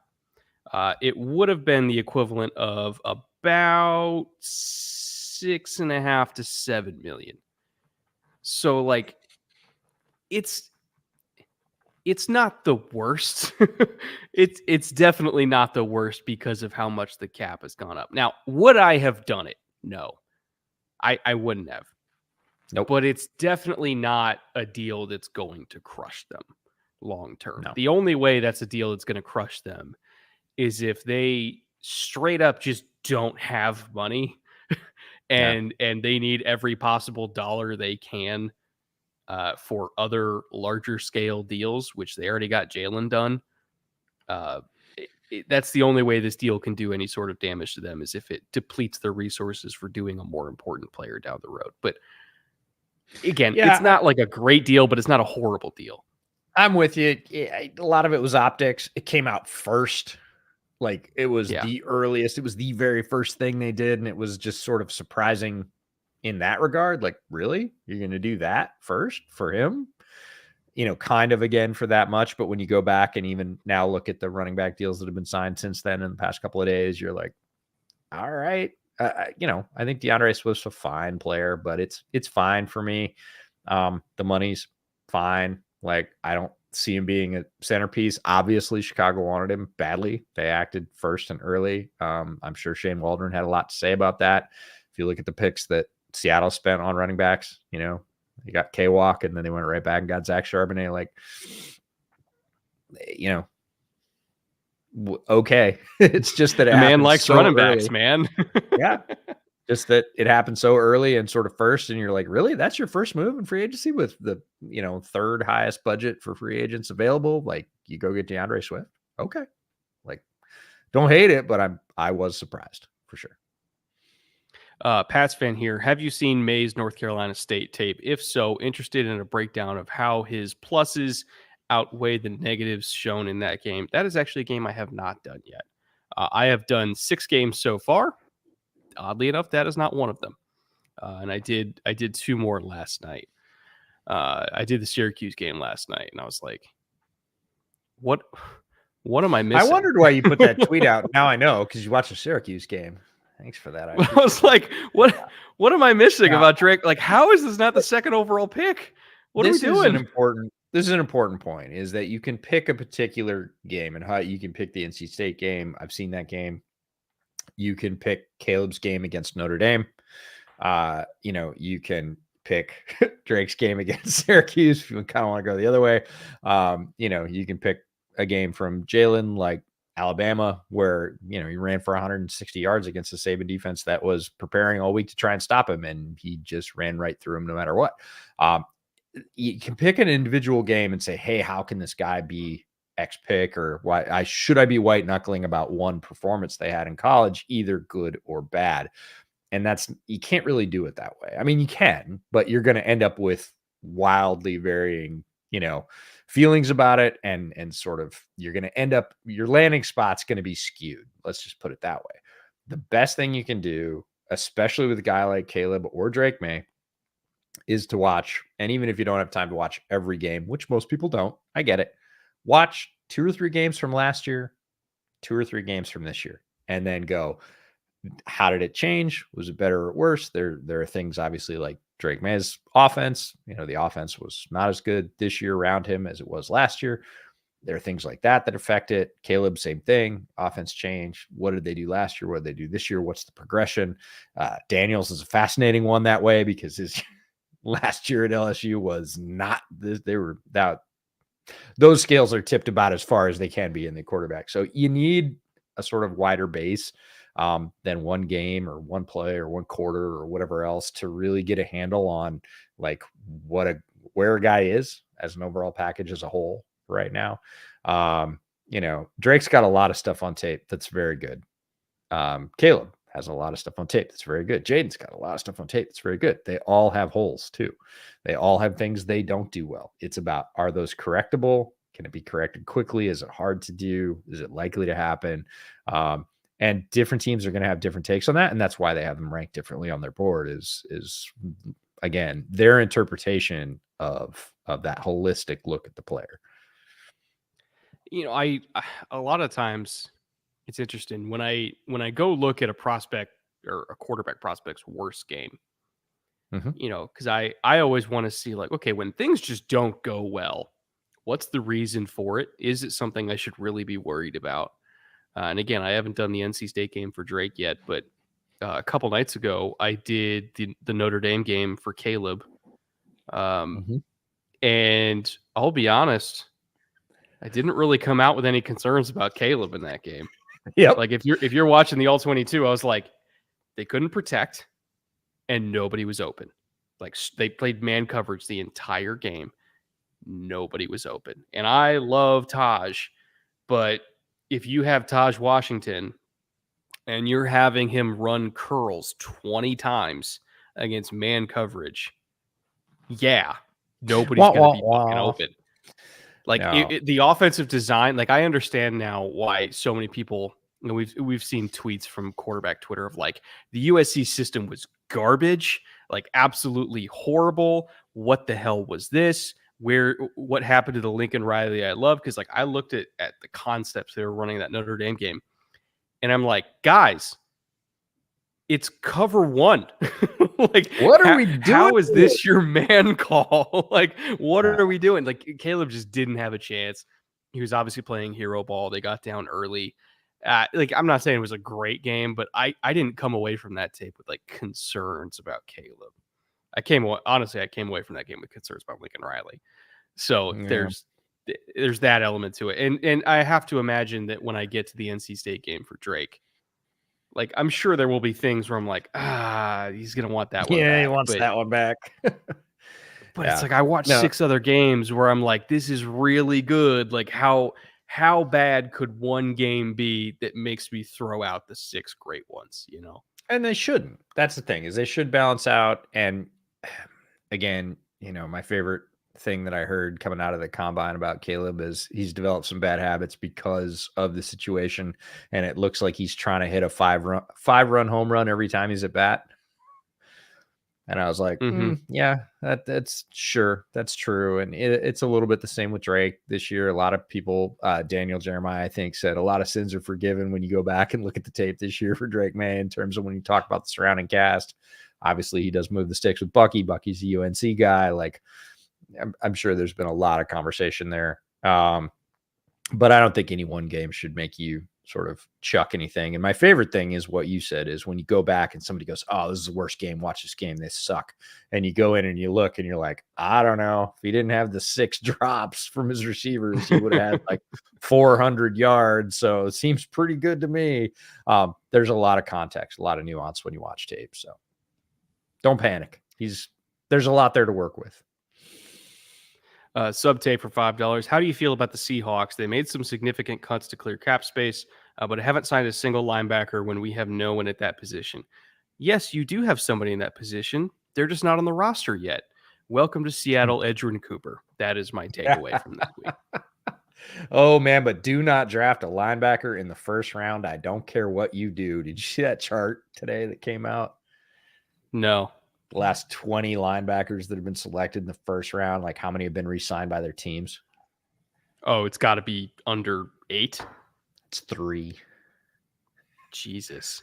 Yeah, it's not good. It's so just Luke, wait. Luke, Patrick Willis, and no, they are not even Roquan. They're not even 20. Yeah. Like, that's older than 20 linebackers. Anyways, like, yeah, it's not ideal. Just wait to the second round. No matter what you do, just wait to the second round. That's the post-it note. That's the draft day post-it note that you have to give to John Schneider. Second round linebacker, no matter what. Just not a first round. Okay, so let me amend my statement. Peyton Wilson, welcome to Seattle. Yeah, sure. Congratulations. Whoever, could be Coop. It's very possible we do not see a first round linebacker this year. And, you know, history would bear that out as a wise choice. M16 AA1 for $5. Thank you. Appreciate that. Does the signing of Saquon give the Eagles the best skill group in the league? How do we think Saquon fits into what Moore has done with previous running backs? Ooh, best skill group in the league. I'm trying to compare them in my head to San Francisco. I still would probably give the edge to the Niners just because CMC is better than Saquon. Kittle is better than Goddard. Ayuk and AJ, I'm not going to say it's a wash, but it ain't that far off. Debo and Devonta, like overall, I'd still say the Niners, but it's close. It's really good. Yeah, Very it's good. not neither one is a bad skill group, and they're certainly nowhere near the bottom of the league. They're way closer to the elite, right? They're up there. They've got more than enough tools to win with for sure. It'll be interesting. I think Saquon is going to see somewhat of a resurgence because again, he gets to work behind Stoutland's offensive line. And yes, Jason Kelsey is retired, but they planned for that. And Jeff Stoutland, one of the best OL coaches in the league. Saquon's going to have some holes. And when Saquon has holes, look out, because all the production he had with the Giants over the past few seasons, he did not have them. Like their offensive lines for the past few years in New York have not been outstanding. The Philadelphia offensive line, a significant upgrade in front of Saquon. Yes, there is more tread off the tire and everything else, but Saquon with some holes to hit, yeah. As for how he fits in with Kellen Moore, I am fascinated to see what kind of style Kellen's going to have. Because all this lining up in shotgun 99% of the time, running inside zone 40% of the time, that's not what Kellen does. Like he actually, if you look at his time with Dallas and of course with the Chargers, they had a lot more under center stuff. It's not like they were in under center all the time, but it existed. It was an element for them, getting into 12 personnel under center, running outside zone. Like it was stuff that the Eagles don't normally do. And so what I'm fascinated to see is, were the Eagles not doing it because they didn't want to or because they couldn't? So we'll find out this year. We will absolutely find out. Probably within the first month of the season, we'll have an answer. But in theory, like, yeah, Saquon can run outside zone. Like it's just a matter of if they're going to call it. Mr. Clean 465. Thank you, Mr. Clean. How do you feel about the Texans' moves with the front seven? Also, side tangent. How do you feel about Malik Collins trade to the Niners in that regard? I kind of would have rather kept Collins, considering the return they got on that personally, because I didn't want them to create a hole for themselves that they had to fill in the draft, because Rankins is also gone now too. He just signed as well, like within the last hour. So now they kind of have to draft it. Cincinnati, I think, right? Chat can correct me. But now they have to draft one. So am I saying that Malik Collins is like an amazing interior defensive lineman? No. But again, they're just kind of creating holes for themselves. And I feel like there is a shelf. The Collins thing felt like a get out of town thing to me. It felt like there was something there where they were just like, we're just, and maybe there was without that. Maybe there because was. Again, I felt like he was a more valuable player for that. Again, I just said the league will tell you what it's worth, but sometimes there is a motivation by the team to say, we want to go in a different direction for whatever reason. I will say that the Danico and D'Amico pairing, I am happy about that one. And Danielle Hunter as well. I think Danielle Hunter is great as a sort of, again, a great compliment to Will Anderson, but Autry is underrated. And man, as soon as I heard that, I was like, Ryans is he's going to eat with him. And a guy that we talked about a ton last year gets reunited with him, Azeez Al-Shaair. I really like that signing. So lot to like about what the Texans have done, and sort of, again, continuing to remake that defense in D'Amico's image. And boy, does it feel like they're doing that. Yes, they have made themselves a hole at defensive tackle. They definitely need to pick one. But the good news is defensive tackle is a sneaky deep group in this draft. You can get one down in the 90s or the 100s that can play significant reps for you. So it is JM not like, brought up another name, by the way, that maybe they could make Eric Armstead. Oh yeah, they have the money for it. Yeah, why not? No. And again, if D'Amico was fully happy with what Armstead was doing, which it sure seemed like he was when he was the DC in San Francisco, it wouldn't be hard to get him up to speed, that's for sure. And still a very effective player. Not a guy that got cut because he couldn't play anymore. We definitely see that, but that's not the case with Armstead. He is still a very effective 3-tech. So there's names out there. And actually, now that we're talking about it, DT feels like a lot of the areas in free agency feel really picked over, like there's nothing left, but DT is not one of those. You mentioned that Rankins just went, but Reader, as far as I know, still not signed. T.R. Tart, Sebastian Joseph Day, Puna, Neville Gallimore, who I think has some stuff in the tank. Neville just got signed. Okay, so Neville's gone. Jonathan Hankins, who's been really effective, but not the biggest name. John Jenkins is a down eater. He's not a difference maker kind of a guy, but all those names are still out there. And you go through some of these positions in free agency already. I mean, we talked about quarterback, and it's like, well, this is what's left. Well, what do you want out of that group? And the answer is nothing. I'm going to the draft. DT, if you need some help, and people are now starting to pick through that with Sheldon Rankins going and Neville getting picked up and whatever, but there's still talent there. It's, we're almost getting into that second wave of free agency, and there's going to be some value left there. Some guys that are going to play meaningful snaps for the team that picks them up. Overall, Texans front seven, you got Will Anderson Jr. and Danico Autry, Folu Fatakasi, and then they'll have to get a 3 technique from somewhere. Daniil Hunter on the opposite edge, linebacker Christian Harris and Aziz Al-Shair next to Henry To'oTo'o. You got Stingley, Petrie, Jimmy Ward, Jeff Okudah now, and Dez King in the secondary. Like there's a lot of talent on that defense, and they're not done. They're not done. So they're still going to add. I feel pieces, great about but it. Again, yeah, they've set themselves up again outside of the 3 tech hole, which is either going to have to come through free agency or the draft. They can go a lot of different directions, and they don't have, they could technically play a game today, which is nice. Yeah. Echo Warrior for $20. Thank you, Echo. The Colts community on Twitter is going to go feral if we don't get Snead and Diggs or Simmons. That aside, any thoughts on them bringing back all their guys? I personally love the Raekwon Davis and Flacco signing. To answer your question, the one that I was most worried about was Grover. I was really worried about them losing Grover Stewart. He's one of the better interior defensive linemen, especially run-stopping defensive linemen in the entire NFL. They got him on a pretty reasonable deal. Like the money, it was 3 for 39 a year. It was really, really reasonable money for what he is as a player. I thought it was a great value for them. They brought back Kenny Moore, which we know there was a few teams in on him, hot and heavy. So, they had a bunch of money, well, not a bunch, but they had ample money to work with. And I think the key for them was keeping their core together as much as they could so that they can try to go on a run this year with a potentially cheap star rookie or a young quarterback.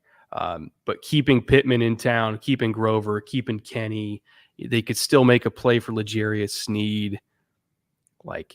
This Colts team, I think, would have had a much better record than they ended up having last year. And they still almost made the playoffs. They were one play away from making the playoffs. But they would have had a much better record last year, I think, if Richardson was healthy the entire year. Now their roster is even stronger, or potentially going to be even stronger. And you got Richardson coming back. And we love the coaching staff. This should be a double-digit win team. It absolutely should be. They should have been a double-digit win team last year. And they could be even better than that this year. So as a Texans fan, I'm not excited about this at all. But I think the Colts are going to be really, really good, dangerously good this year. Yeah, you weren't happy about it last year when AR came out and looked like the truth pretty early on. And because we knew that was going to happen. Well, we thought it was. You never know for sure, but it was pretty readily apparent within the first 3 or 4 weeks that our assumptions were correct on a lot of fronts, and that Shane Steichen saw it the same way and was going to give him a lot of the playbook and let him go. They too have, again, continued to plug holes. Yeah, I think every team has a hole or a couple holes that they need. I don't think anybody is comfortable now after the first couple days of free agency going, oh yeah, we don't need the draft. We're ready to go right now. Every team does this. This is how teams balance. So if your team only really has one major hole in its corner, and there are, again, good options out there that you could even trade for off the franchise tag, still some decent corners available in free agency. Not super difference makers are great. And then it is a very strong corner draft. I just got to see Kyrie Jackson yesterday at UVO Pro Day. He's good, man. He's good. He's a dude. I like him. He's not going to run the fastest, but he doesn't need to. He's all of 6'3" with 32 or 3-inch arms or whatever he has. He is long. He knows how to use that length. He is quick enough to get off and just drape guys. Also hits, force player on the edge in the run game. That's important to a lot of teams. And, he's not even the top name being mentioned. There's probably 4 or 5 corners going to come off the board before him. And I think some good corners later on in the middle, later in the top 100 for sure. There's still good corners in play. So really, if your team only needs a corner, like you think you're good the rest of the way, like you're fine. You're in a really good spot, especially this year. Alex Tracy with $50. Thank you, Alex. Whoa. Appreciate you a lot, as always. Been a loyal viewer for a long time. He says, hey, guys, sorry I missed most of the stream and apologize if we've already answered this, but do you believe the Ravens should target a premium edge in round 1 to 2 or free agency or stick with Ajabo and Owe? As always, love the work. I think you could do worse than Ojabo and Owe as your edge. Again, I think they have not turned, as of yet, they have not turned into what we hoped for them, which is freakishly athletic, game-breaking edge rushers. But they're not bad. They're not bad at all. And I think, honestly, with Madubuike there, who is like the star pass rusher, I think having a bunch of crazy athletes that can just clean up everything that Madubuike does inside, again, I think you're okay there. What the Ravens really need to address is tackle. Ronnie Stanley is not what he used to be. And, they just traded away Moses today, which I know they have Lele there. I would really like a better contingency plan there. So I think, honestly, if I'm the Ravens, I'm trying to make a move to capitalize on this tackle class, maybe go up a little bit to try to get a new franchise left tackle, just because I really think Stanley's fallen off quite a bit. Whether you're a big believer in Tyler Guyton or, the dream is Troy Fautanu, but I just don't think they're going to be able to get up that far. And then, come back and try to do a right tackle a little bit later in this class. Maybe it's like Garrett Greenfield or whoever, but I think tackle's a much more important thing than edge for them right now. I think they're fine at receiver, especially if all the Rashad Bateman talk is true about how much they still believe in him, which maybe they do. Who knows? And okay. I kind of feel like, hey man, I'm just saying what we heard was they still believe in Rashad Bateman. Eternal. I get it, but I'm with you in the fact that, tackle is a big need for them. They just restructured Stanley today as well. In addition to trading Morgan Moses away. But the Ravens are, we know this. The Ravens are the masters of letting the draft come to them. They are, I will say, never going to chase a need. They just won't do it. They'll find another way. They will take the best player that it again drops to them. And every year at the end of the draft, we go, how did they get blah, blah, blah? How did they? That's such a perfect fit for Baltimore. They have done it the same way. They have had continuity in that front office now for 20, 25 years. They always do it this way. And they're going to let the board come to them. And they are going to pick up the dollars that other teams drop. And yes, they will do it with their needs prioritized, but they are not going to reach. They're the last team that's going to reach. Now, if they have full faith in a guy, yeah, they will package some stuff and go get him. But for the most part, they are going to sit, they're going to stick and pick, and they are going to get guys that fit their system. They are not going to deviate from their board. They're not going to be distracted by sparkly eye candy. They are just so solid in the draft, and that's why. If anybody's going to take a linebacker in the first round, it's going to be the Ravens just to fuck with us. Because they're going to be like, oh, nobody else makes it work, do they? Yeah, and we're going to be the ones that re-sign him. That's right. Well, there's just signed with Pittsburgh. I mean, so there you go. They traded for Roquan and re-signed Roquan, who's a first-round linebacker, so that counts by proxy, right? but the queen part doesn't, so they're still, neutral at best. Anyways, no, I didn't even think about this. Amarius Mims to Baltimore. Good yep, God. absolutely possible, right? I fully agree with Oh, Doggone. that's such a Ravens pick too. Yep. Nope. They'll sit there and everybody be like, "Oh, we don't like the risk. That's a development. He's got the frame, but he's only played. Some Ravens will be like, fine, we'll take him, no problem. Freakishly athletic tackle who's huge. Yeah, that's in our roundhouse. He's all ours. I just want to see him doing contact drills or bag drills with Fi Lele to have the two largest humans on planet Earth just run into each other. Did you see the pictures from the Georgia Pro Day today? They had him standing next to one of the NFL Network reporters. TJ was like, "Mary Spins is a large human." I'm like, yeah, he is. A little bit. He's big for sure. Trying to catch up on super chats here.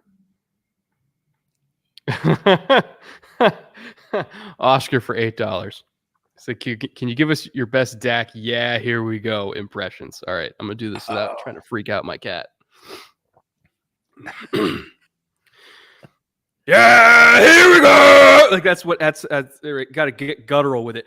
Here we go. Okay, I give. Oh, that's hilarious. Did we tell everybody that's literally painted on the wall at the Star on the practice facility in like 20-foot letters up on the concourse? Yeah. It's like their whole motto in the whole building. Like is on the wall. It's probably 60 feet long. You're just kind of walking along, like going to the bathroom, which is an empty hallway during practice, and you're like, wait, what? Oh, I am going. That's okay. Anyways. Oh, that's fun. Kevin Von Magnum. What a name. I hope that's your real name. That's amazing. Kevin Von Magnum. $5. How difficult will it be for certain teams to sign wide receivers next year thanks to the Titans? Well, Christian Kirk did it to the market a couple of years ago, and another AFC South team is doing it back to him this year. I'll tell you what, though. So we talked about how with the cap scaling, a lot of teams are just looking at like percentage of cap allocated to certain or certain positions of like, oh, you don't want to pay more than X percentage of your cap for so-and-so position, right? So number one receiver, when somebody's going to be resetting the market for like an elite number one receiver, they're going to look at the Tyreek Hill deal and they're not going to say, oh, give me 30 million plus one to beat Tyreek. What they're going to say is, oh, let's look at the percentage of cap that Tyreek signed for 30 a year at the time, and I want that same percentage. If Justin Jefferson signed tomorrow for the same percentage of this current cap that Tyreek did when he signed his deal, it would be $36.7 million. Yeah. So massive. By comparison, Ridley deal ain't bad. It's okay. Somebody just said Jonah is a Charger. Or sorry, Cardinal. Jonah Williams? Yeah. Interesting. I wonder if that Jonah Williams. If anything, that makes Cardinal. The Marvin at 4 case a little bit stronger. Yeah, or trade out. Like they would still love to trade out. And because we know they were looking for tackle, but yeah, and they can get tackled. Again, tackles deep. And if somebody like I still have trouble believing that will occur. Like that it will go potentially quarterback. I don't know that 3 is going to be quarterback, but 3 quarterbacks in the first 4 is still really rich. People have been saying 4 quarterbacks in the first 4. I deeply doubt that's going to occur. It is possible, but the Cardinals are first one that I think are legitimate candidates to say, oh yeah, we'll take your picks. Like Monty's got plenty to do in that organization and he would love, a couple extra firsts in the next couple of years to continue to build that org. So like what he's been able to do so far, but again, like let's fill up needs so we don't force ourselves into a hole. So we give ourselves flexibility. So if somebody does come and blow us away with an offer, for a quarterback, and we still think we can get wide receiver 1 with whatever pick we end up with, we'll do it. Or like, hey, we strongly believe in MHJ. We're going to stick and pick. The whole point of the draft pick is to get a blue chip player, right? To get people always want more draft picks, but the whole point of those draft picks is to get players who are strong contributors to your football team. And the more picks you have, the better chance you do. But you still got to use them. You can come out. We've seen a lot of teams come out with a whole bag full of picks and use them poorly. Like, doesn't make any difference. Garrett, for your Saints super chat, I've been trying to find it and I can't at the moment. So just type it again in the chat. Don't give more money, but just type it again in the chat so I can find it. It'll be a little bit easier. Speaking of cleaning up a few more. Speaking of Saints, Zach Bond to Philly. Like, I saw that one. I like that fit a lot. It didn't get a lot of play when it happened, but I was like, oh, because you and I were both big Zach Bond guys. Never really lit it up in New Orleans, but I was like, he might have the skill set to light it up for the Eagles a little bit. I hope so. Player that I was excited about in the draft that hasn't really turned that in yet, but we'll see. Nick Sadler for $5. Which wide receiver should KC be planning on in the draft? And assuming the franchise gets who they want, which position should they be targeting in round 2? So, I mean, the dream is AD Mitchell. I don't think Mitchell's falling that far. I don't think Brian Thomas Jr. is falling that far. Xavier Legette might. And I would like Xavier Legette in Kansas City for sure, especially because he's so good at yards after the catch, and we know how much they love that. If it's not Legette, another receiver that I think is worth the pick is Ladd McConkey, and is also a good complementary skill set to what they have already, as just somebody who can freaking separate and get open against man coverage. So if they miss out on AD Mitchell, if they miss out on Brian Thomas Jr., I'm not looking at Tez Walker. I'm not looking at Troy Franklin. I'm looking at Legette, and I'm looking at Ladd McConkey. And you know me, I'm not a big Franklin guy. But I know. I got to see Franklin yesterday. I got to hear him speak as well, which I'd not had a chance to hear him speak before in the little sort of scrum they had after the pro day. You looked really good during drills. I mean, come on, it's drills. Like, they're supposed to look really good during drills. Like, it was like, oh, Bo Nix threw the ball really well. I'm like, if there's an event custom made for Bo Nix, like, you're right. He absolutely looked super sharp. He looked amazing. He's got 61 collegiate starts. You think he's not going to look good on home turf throwing to his receivers in a practice dome? He should look lights out. Franklin looked really smooth. I know you have concerns with his hands, caught the ball really well. I know you have concerns with his frame. He didn't run as fast as a lot of people thought he did. Look, he's the all-time leading receiver at Oregon. So, we're talking about end of the first round wide receivers. You're not going to get your favorites. There are going to be some guys, again, because of the depth of the class. Really like McConkey. Ran a lights out 3-cone time, which we all knew he was going to do at his pro day. And then there's sneaky guys like Pearsall, who I really like, who is a wildly underrated athlete and also has receiving skills. So they can get somebody they like. It's going to be somebody that they really vibe with in interviews, because they're going to have multiple options to sort of check the athletic boxes, right? They're going to have fast, they're going to have tall, they're going to have guys that catch really well. It's going to be somebody that, like, they have, Patrick do a throwing session with, like Rashee Rice, and he goes, yeah, I want that guy, right? And so far, he's been a little better at that than his contemporary Aaron Rodgers. Yeah, Daniel Murphy. I saw that. I was hoping you saw that. I was like, wait, what? I just saw it now. Yeah, I was Thank like, you, Daniel. Appreciate I was like, you can't miss that. Holy shit. That's nuts. All right. I don't remember another year like this. Bootleg stream. Oh, man. Don't remember another year like this year's RB carousel. Yeah, after the top teams are done with the draft, y'all please highlight the top 3 teams that are most aligned with their upgraded backfield, offensive coordinator, head coach and running scheme? Ooh, that's an interesting question. It dovetails really interestingly. For those of you that have followed the channel for a while, for those of you that are new, thanks for being here. We really appreciate it. We've certainly picked up some subscribers. For those of you that have been here since last summer and we're familiar with the team preview episodes, we did Power Score. We invented it in June last year. And then we went, man, we really wish we had this before the draft. I've already done it. I have it for this year. So we're already looking at how those weights are. And a quality running game is important, but it's not that important. It's much less important. It's more important as the season goes on. Correct. In September, I don't care if you run it 5 times. And October and November, quite frankly. But December and January, you need it a little bit more, but you still don't need it as much as some things like a really good passing offense or really good passing defense. So in terms of the 6 stats that we use to make Power Score, it's lower than you think.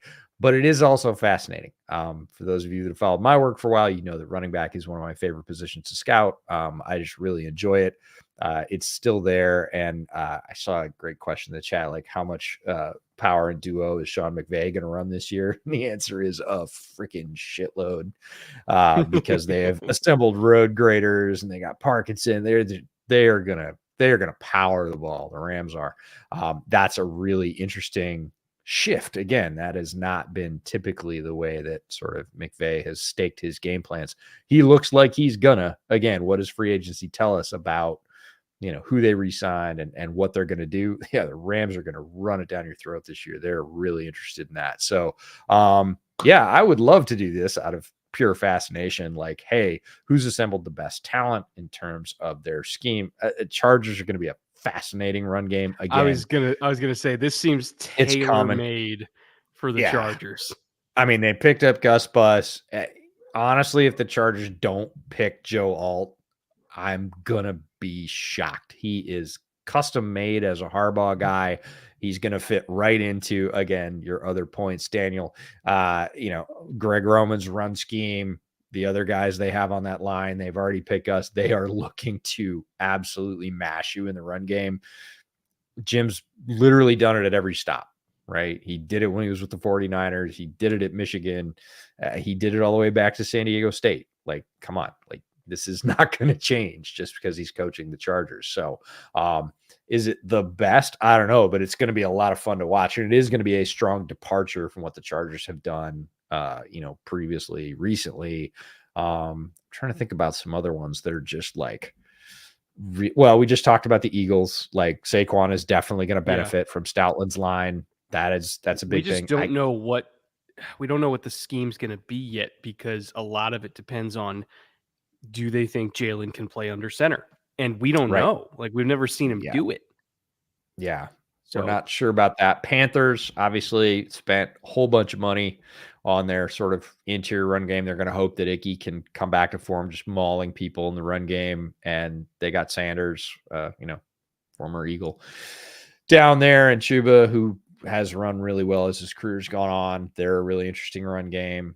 I mean, the Bears are interesting because, like, Darnell Wright played really well. I'm just not sure. I'm going to wait till after the draft on that one, because, like, the complement of running backs they have is really nice, but I'm not really sure what the interior offensive line looks like. And I want to see that before I'm labeling anything best run game. And I still think they might be in on offensive line early.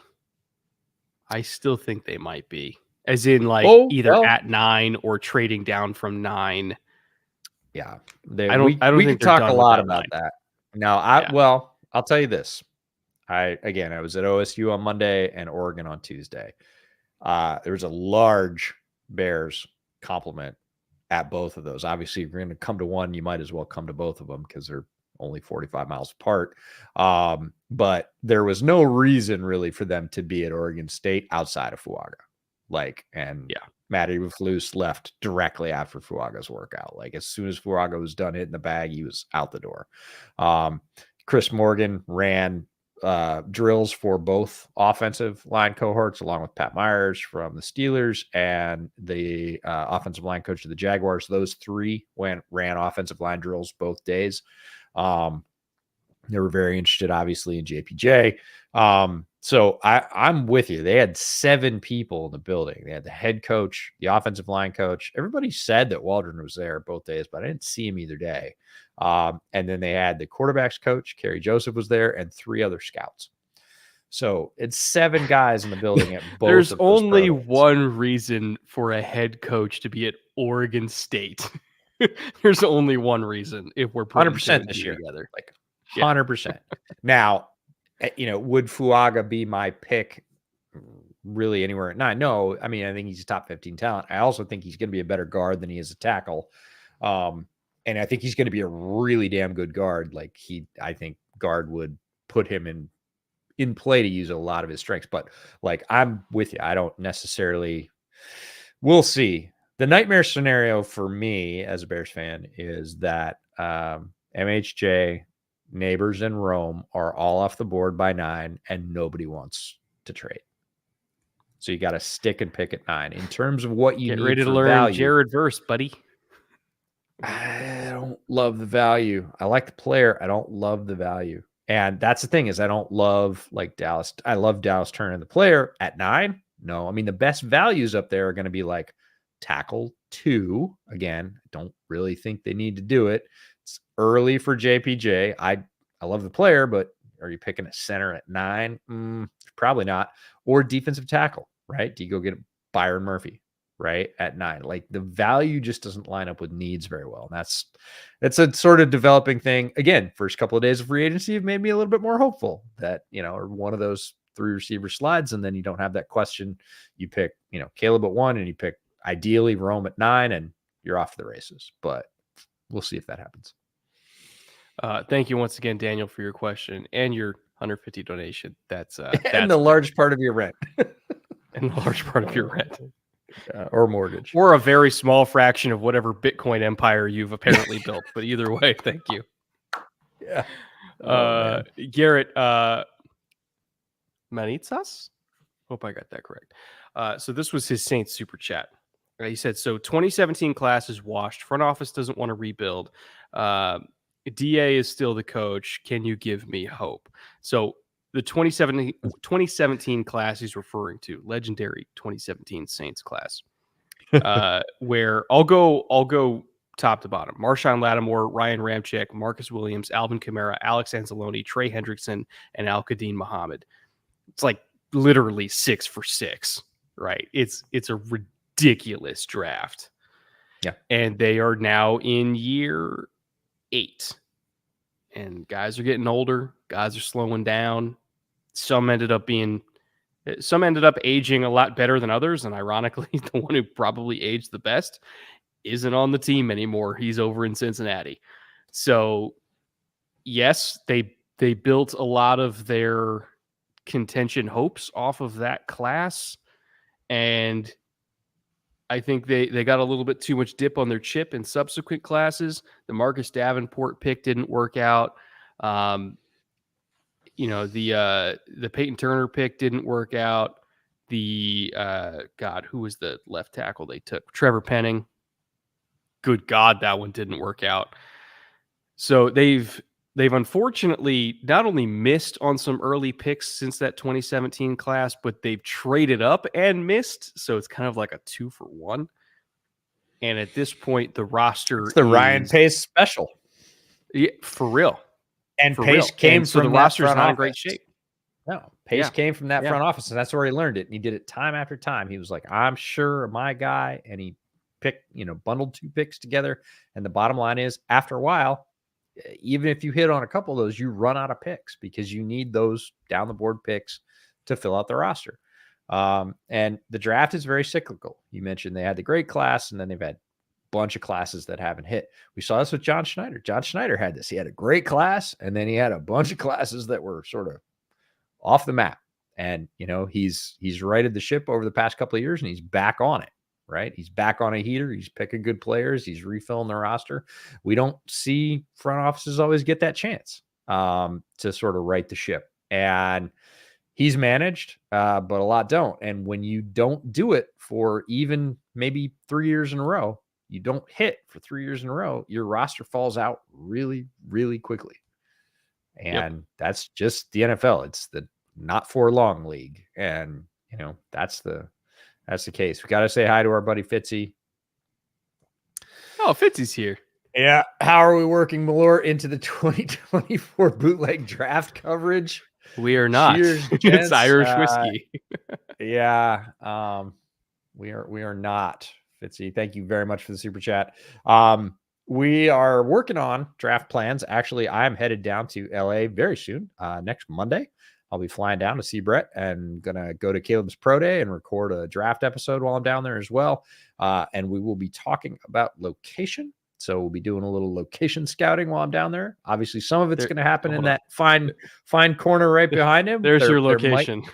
There might be an alternate location. We'll figure that out. But Malort, no guarantees there. Can't help you. Gotta stay cogent for the whole stream, and Malort doesn't help with that. We have a pair of Seahawks super chats that I want to get together. Also, thank you, Fitzy. First one from Andrew Kessel for $5. Should I be worried that the Hawks haven't done much? Does it make you think Schneider is out on Geno? And I'm going to pair that with Coy Lauritsen for $5. Is there any reason why I shouldn't be panicking about Seattle's linebacker situation?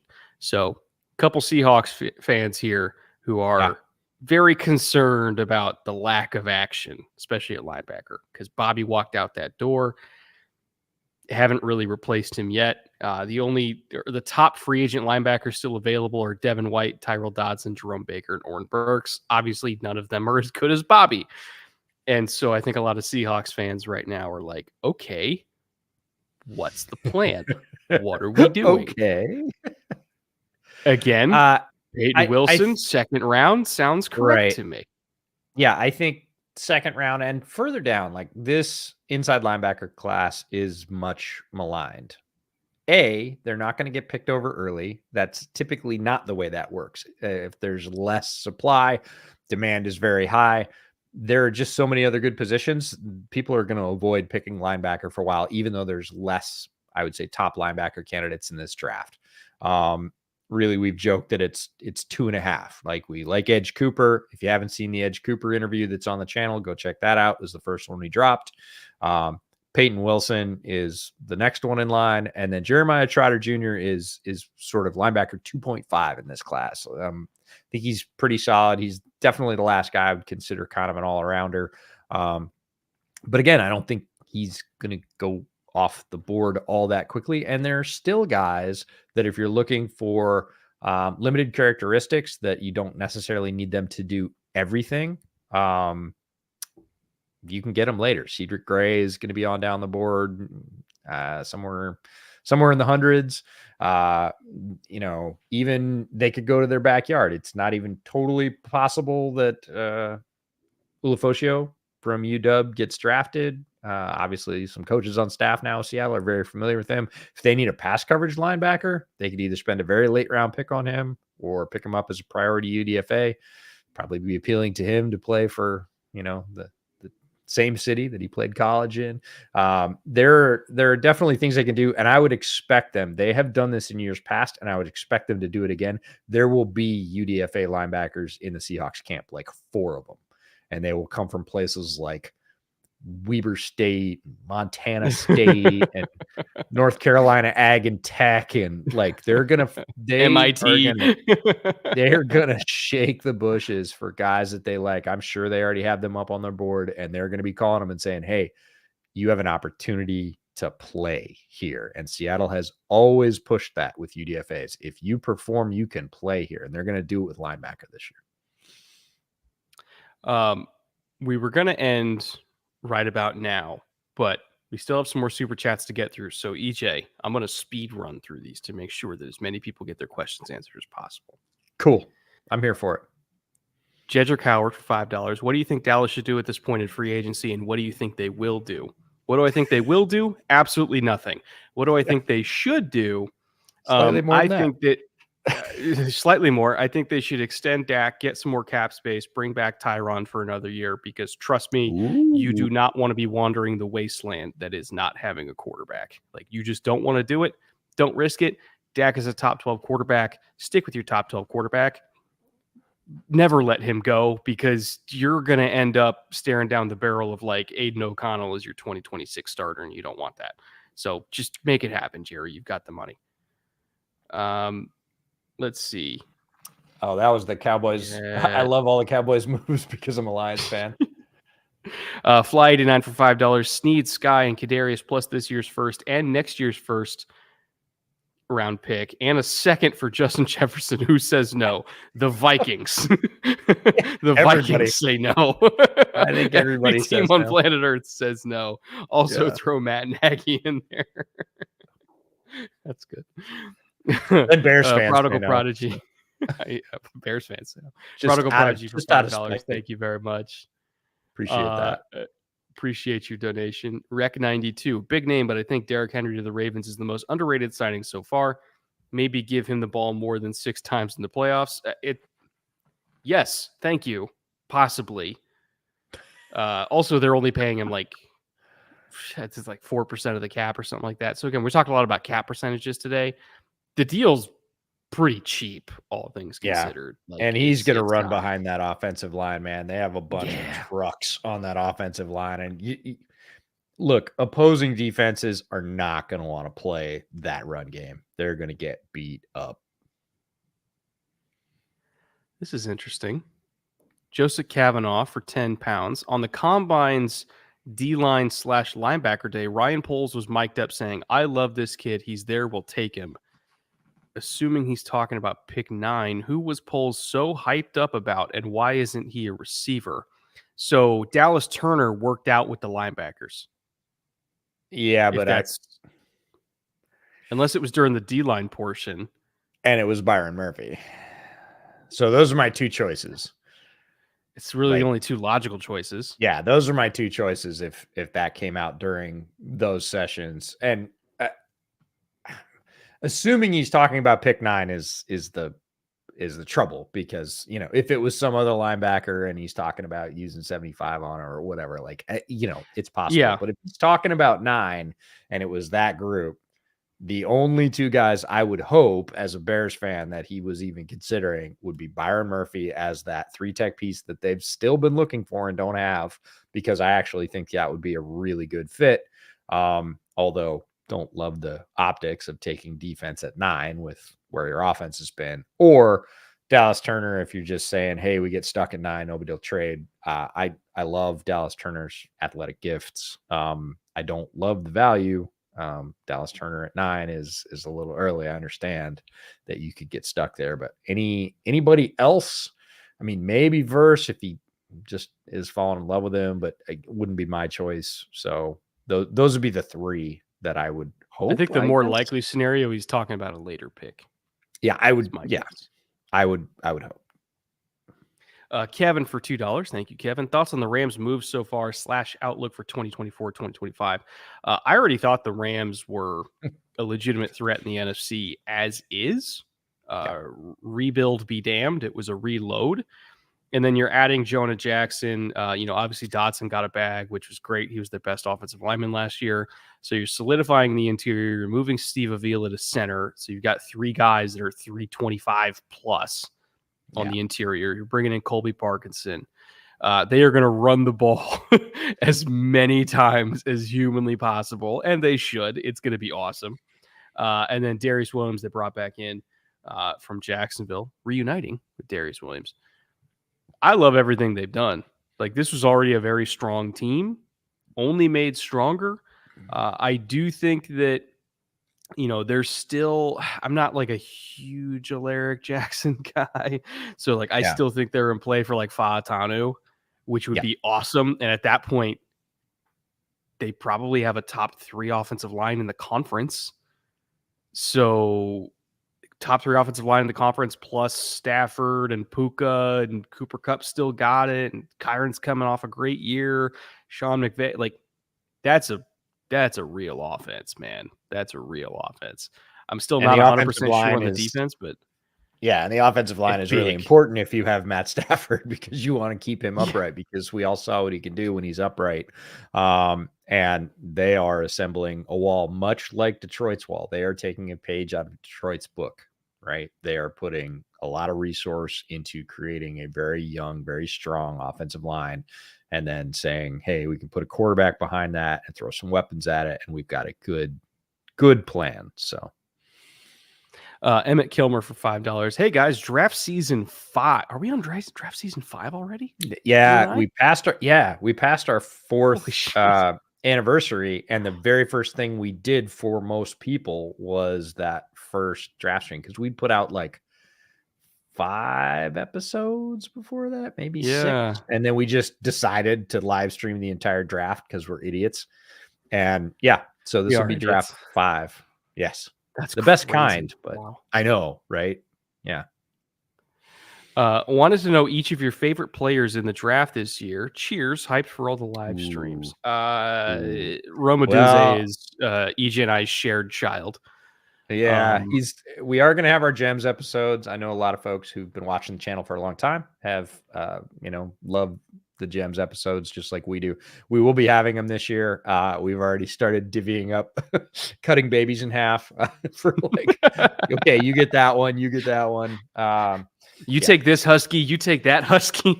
That's basically what it was. Really, really interesting. But no, it's a great question. There's a lot of players, as you know, as a draft guy, there's always players that, and I think that's really the definition of a gem. Everybody says, oh, is this the best players? No, it's not the best players. It's the players we like the most. And I was talking with Brett about this the other night. My sort of criteria for that is, if it's like 11:30 at night and I've been, grinding tape pretty much all day and I'm kind of bleary eyed and I'm like, I just want to shut it down and do something else, anything else. And I have to watch one more tape before I can do it. And I put that guy on and I get all charged up again. And I end up watching like 2 or 3 get like, that's a guy I want to be a gem. Just somebody who I enjoy watching play the game, who just charges me up about football all over again. That is the pure criteria for being a gem. It's not, you don't have to lead the conference. You don't have to be an All-American. You don't have to have the best stats, or maybe not even the best pro prospect. It's just somebody I love watch playing football.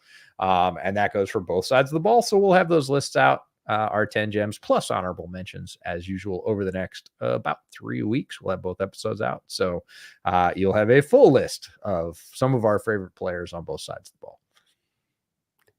A little preview though, Troy Fautanu, Roma Dunze, Jared Verse, probably Christian Boyd will make his way on there. Yeah. There's some fun ones on both sides of the ball. There's some good ones. There's some good ones. Yeah. Just a lot of guys that can really ball.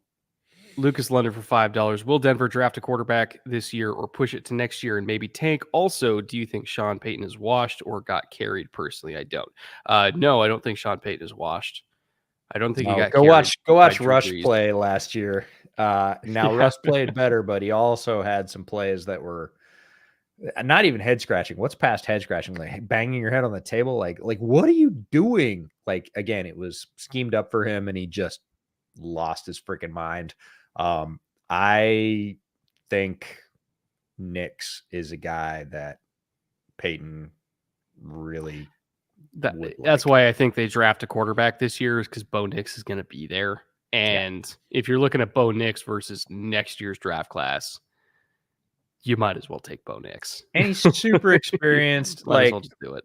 Peyton has a way he wants he has a way he wants his offense run, and Bo Nix can do that. And I think he can do it fairly quickly. And I think Peyton sees that connection too. I'm not penning that one in, but I'm penciling it in real strongly. Nick S for $5. Thank you, Nick. Just some appreciation for you gentlemen. Go Giants. Giants fans are feeling good this week, even with Saquon wearing green. They got Brian Burns. They made actually the Giants, other than the whole Saquon thing, I feel like Giants have actually had a pretty good week. So they're feeling okay. And a lot of Giants fans are rationalizing it of like, well, we didn't want to pay a running back anyway. So it's like, all right, whatever helps you sleep. True. Whatever helps you sleep, man. Yeah. Copium. Excellent for $5 Canadian. Thank you. Excellent. Sup, guys? Draft season is back. Wanted to hear your thoughts on the Lions revamp secondary with Davis, Amik, and if Branch can fill CJ's role. Well, the first part of your question, yes, Branch can fill CJ's role. He'll be just fine. Branch can do free safety, strong safety, nickel, whatever, right? One of last year's gems. Exactly. One of last year's gems. Carlton Davis, I thought that was a good trade. I feel like they only made that trade because the asking price for Snead was probably too high and they didn't want to pay a 1, and they might not even wanted to pay a 2, let alone the money that Snead was going to command. They still needed a starting caliber outside corner. They got one in Carlton Davis. Amik Robertson. I'm kind of on the Amik Robertson thing, but I like that fit though. I think he and Campbell. I realize that Campbell doesn't coach the defense. I think he and Campbell are just gonna vibe as personalities. Well, yeah, because Dan can just be like, Amik, go fight that guy, and he's gonna go do dog. it. Yeah, he's a dog. So I think they're gonna get the most out of him. Is the most, the most they could have gotten at the position? No. Is it a reasonable fit? And I just like the player and the sort of culture fit in Detroit. I think it's a good place for him to go.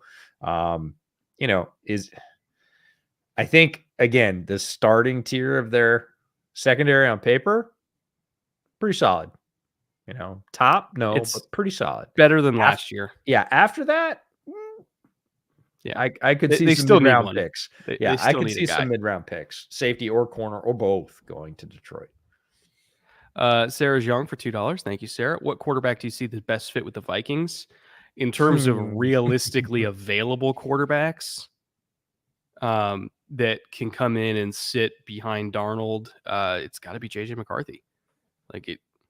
Experienced under center, mobile, good at throwing on the run, coachable kid, good size, good arm. I'm going to throw one. I don't know. He just feels like a Viking already. I think that is very much the road we are driving down. It's very popular, but I'm gonna put a little veer off. I'm gonna take the road less taken here and throw a name at you and see what you think. Huh? Penix.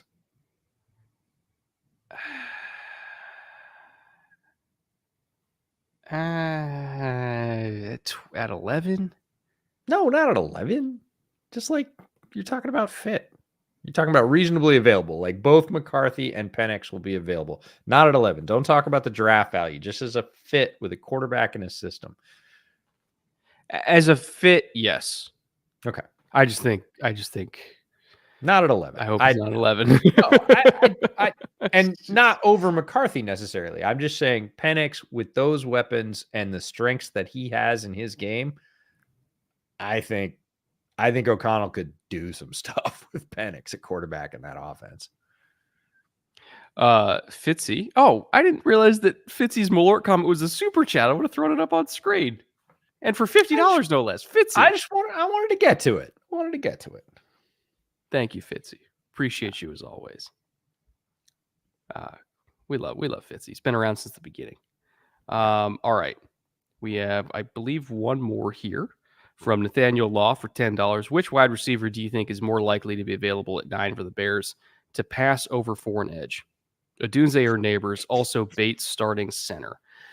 More likely to be available, and I'm being 100% truthful with you here, I think it's Neighbors. I don't think Rome's there at 9. No, I really don't. Either. And it's becoming a louder and louder drumbeat that Rome's going before Neighbors. And I believe it. And to be honest, I would make the same decision. Yeah, if honest to God, I'll just tell everybody, if you're watching the draft live stream and Rome Odunze is there at 9 and the Bears take him, I am not going to do a backflip because I've already broken my neck and I don't want to do it again. But I will do some wild thing, because that is, if they end up with Caleb at 1 and Rome at 9, that is my lock for the top of the draft. That would be amazing. Do I think it's going to happen? I really don't. I'm conditioned as a Bears fan. Missed out on, Aaron Donald by 1 pick, missed out on Leonard Williams by 1 pick. I get it. He's going to go before the Bears. Neighbors could still be there, especially after some of the early free agency stuff we talked about. Very explosive player. The Bates starting center piece I want to get to, only if a bunch of other things don't work. It is possible. It is not who they are. They are not marching with that plan. They are not locked up. A lot of times when a team makes a move like that, if they stop poking around for other options, that means nope, they fully expect that he'll be their starting center. Is he going to start? He might. He's probably going to start at guard. He's only going to start at center if they can't find another / better dedicated option. They're still poking around center options. They're not done. They're not out. Doesn't mean they're going to sign one. They're still in it though. So they have not shut that off. So they're not marching with Bates as their center. Like, okay, all plans are over. So a couple more just loaded for me. So I want to make sure we get these. Mr. Dagger for €6. Thank you, Mr. Dagger. What do you think about what do you think the Jets should do about their O-line situation? And if available at 10, do they almost have to draft a Dunze? Love y'all. First of all, thank you very much. Second of all, no Dunze at 10, not happening. He's going at 9. He's not getting there for starters. I know. Even after the Morgan Moses trade, I still think they need a left tackle.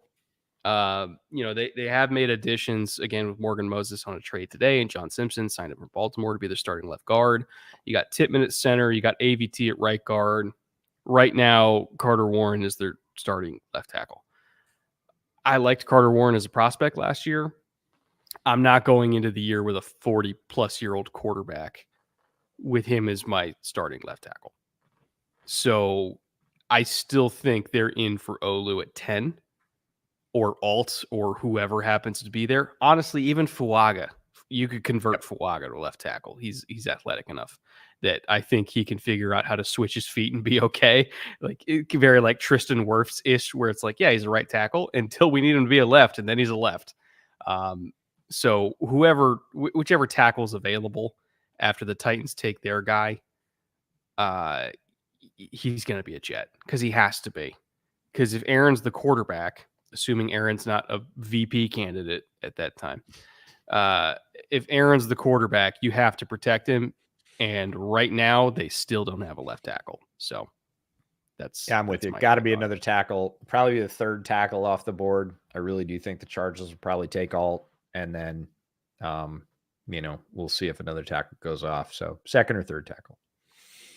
How do you feel about Josh Jacobs to the Packers and the Packers releasing Aaron Jones and him going to the Vikings? So I thought it was kind of weird because in my head, I'm like, I kind of think Aaron Jones is better. So he played really well at the end of the year last year, which was the surprising part about, hey, we got to go find another guy.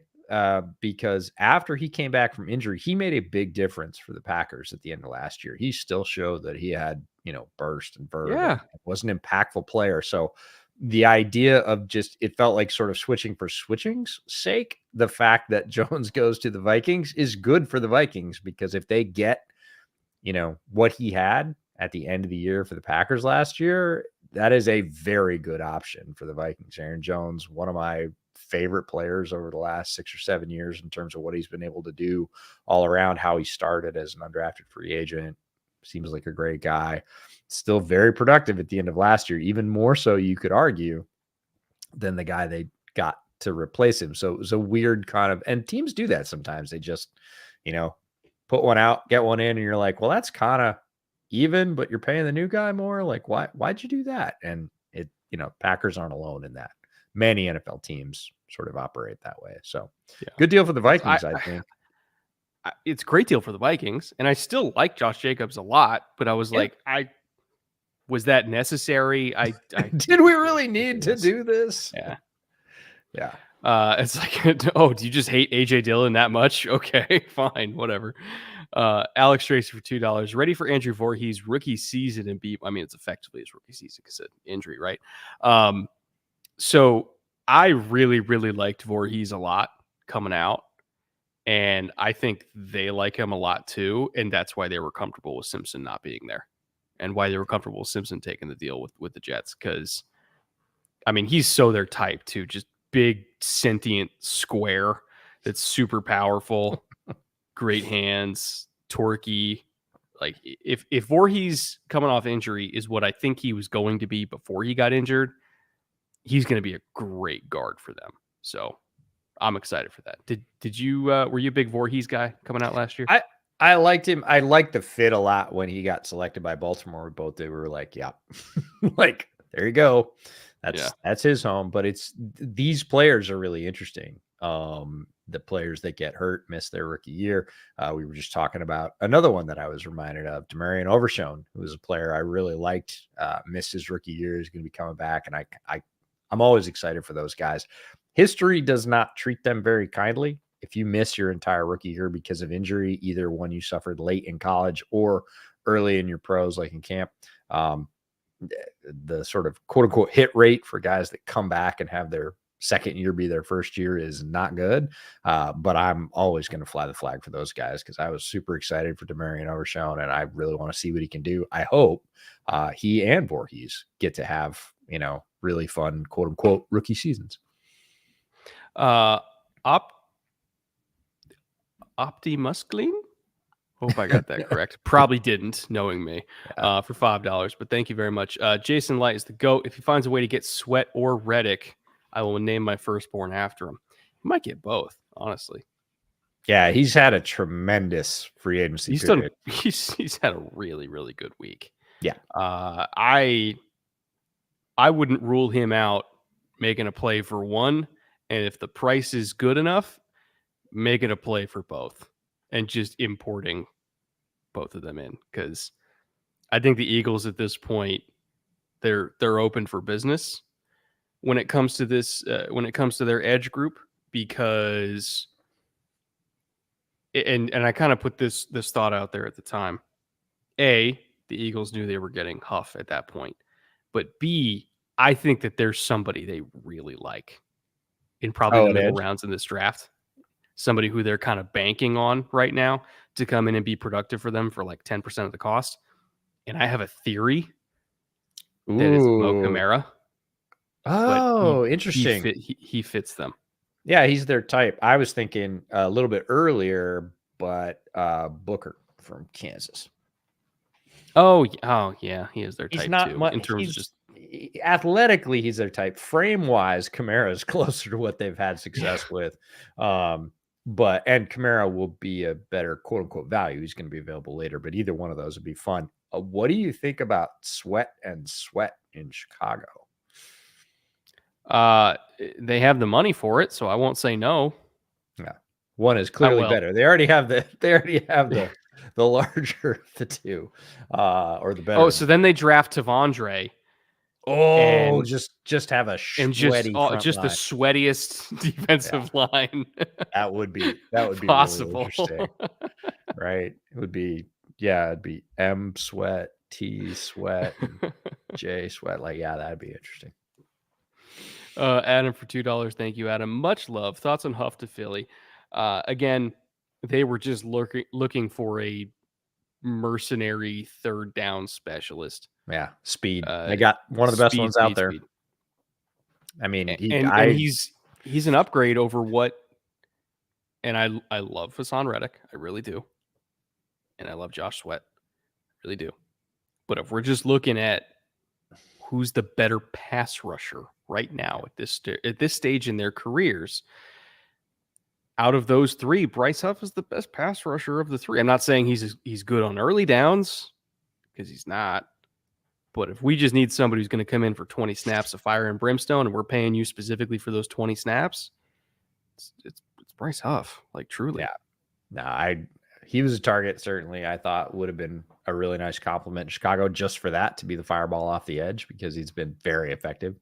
Certainly had a great season for the Jets last year. So wasn't surprised that Philly went in. Seemed very much like a Philly move. But yeah, you can only have so many guys at the defensive line, and look how he likes to collect them. And that means you got to sell some of them off. You can trade them, cut them if you need to, but largely he's going to pick up late round picks. And again, wheel and deal those into other players or trade ups to go get players, like you said, that they're targeting, that they really want. Certainly that's a lot easier and a lot less expensive to do if you're looking at like a 4th rounder or a 5th rounder. So Howie is still the wheeler dealer of the NFL, and the Huff move is just kind of recycle and replace, and you'll see guys leave the roster because of it, and Huff comes onto it. That's a good addition for Philly. All right, last two. Christian Thornton for $5. Do you think the Vikings get aggressive in this draft for one of the top QB prospects? First of all, thank you, Christian. Second of all, absolutely. They are they wanted going to up. do it last year. They're gonna try it again this year, and they don't really want to wait because the early returns, and again, early returns are not always accurate. The next year's quarterback class is not really solid compared to this one. There are some good players who will be coming out. There are options, but probably less. And especially up high, they are looking for a early starter caliber quarterback.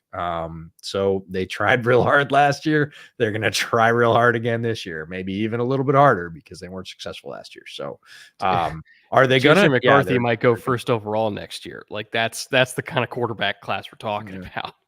So, yeah, they're going to go up. See, it's now or never. Kind of have to. And then last one here, Samuel. Wow, Brett, sounded out. Samuel Maxwell for $5. After Williams got cut, could you see the Chargers taking a Dunze at $5? They will be tempted. They're not, but receiver will not fix their problems right now. They need tackle, they need corner, or they need to trade down. Those are the three options. I have to assume trade down is the most likely for them because they can get a tackle at 11. They can get a corner at 11. But the receiver is it's not a luxury spot, but it's so not the top priority. It's just not. Joe Alt is a candidate at 5. I would even say Terrion Arnold is a candidate at 5. But any sort of pass catcher, whether it's receiver or Brock Bowers, I would be very, very surprised. Well, you can't pick Bowers. This is my PSA for you can't pick Brock Bowers in the top 10. I love Brock Bowers. You're going to hear about him a lot during draft season. If you pick Brock Bowers in the top 10 draft slots are slotted not by position for cost. They're just slotted by slot. 1 through 10 have fixed rates.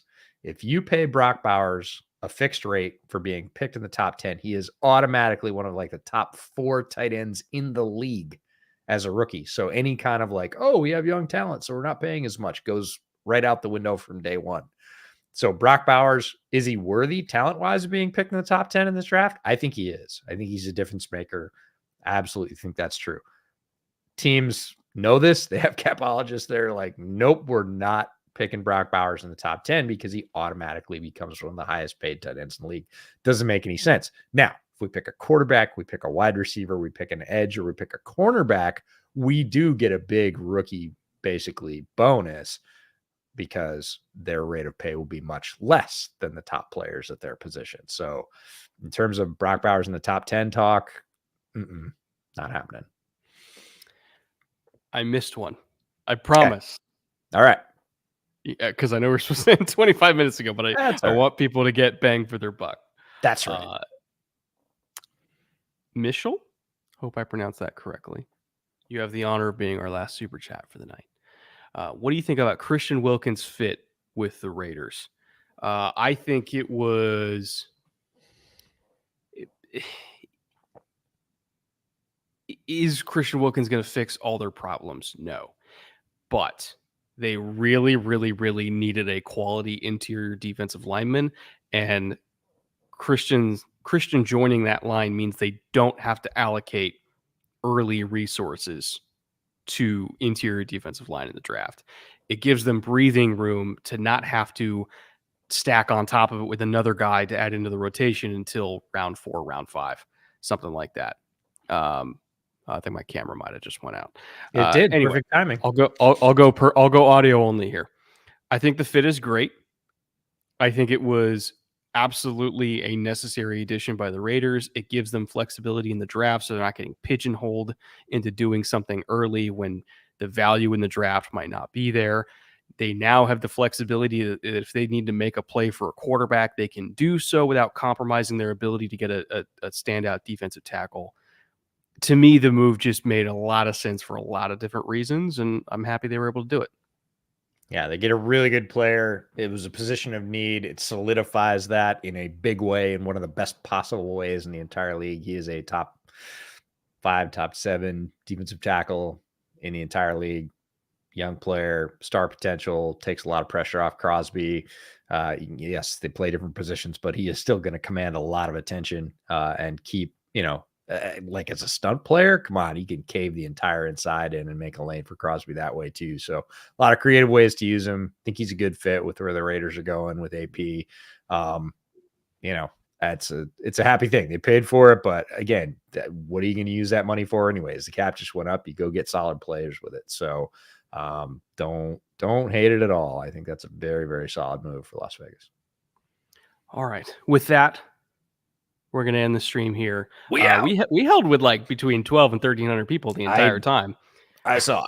And which again, for a free agency stream that we cobbled together is 2 pretty days insane. late because of pro day schedule. So can't thank everybody enough, new and old, for being here. No matter where you are in the world, we're going to be pouring draft coverage at you. We already have 2 or 3 more interviews in the hopper that have come back from the editors. Like I said, we're going to be jumping on the Gems episodes here pretty quick. We've got our guest list starting very, very quickly. It's going to be the shotgun approach. You're going to see draft content of multiple types every week.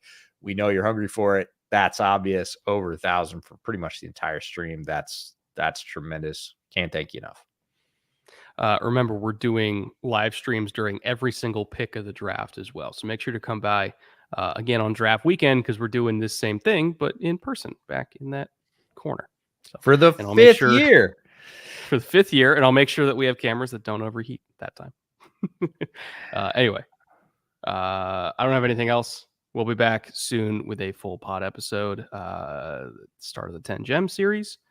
And until then, later.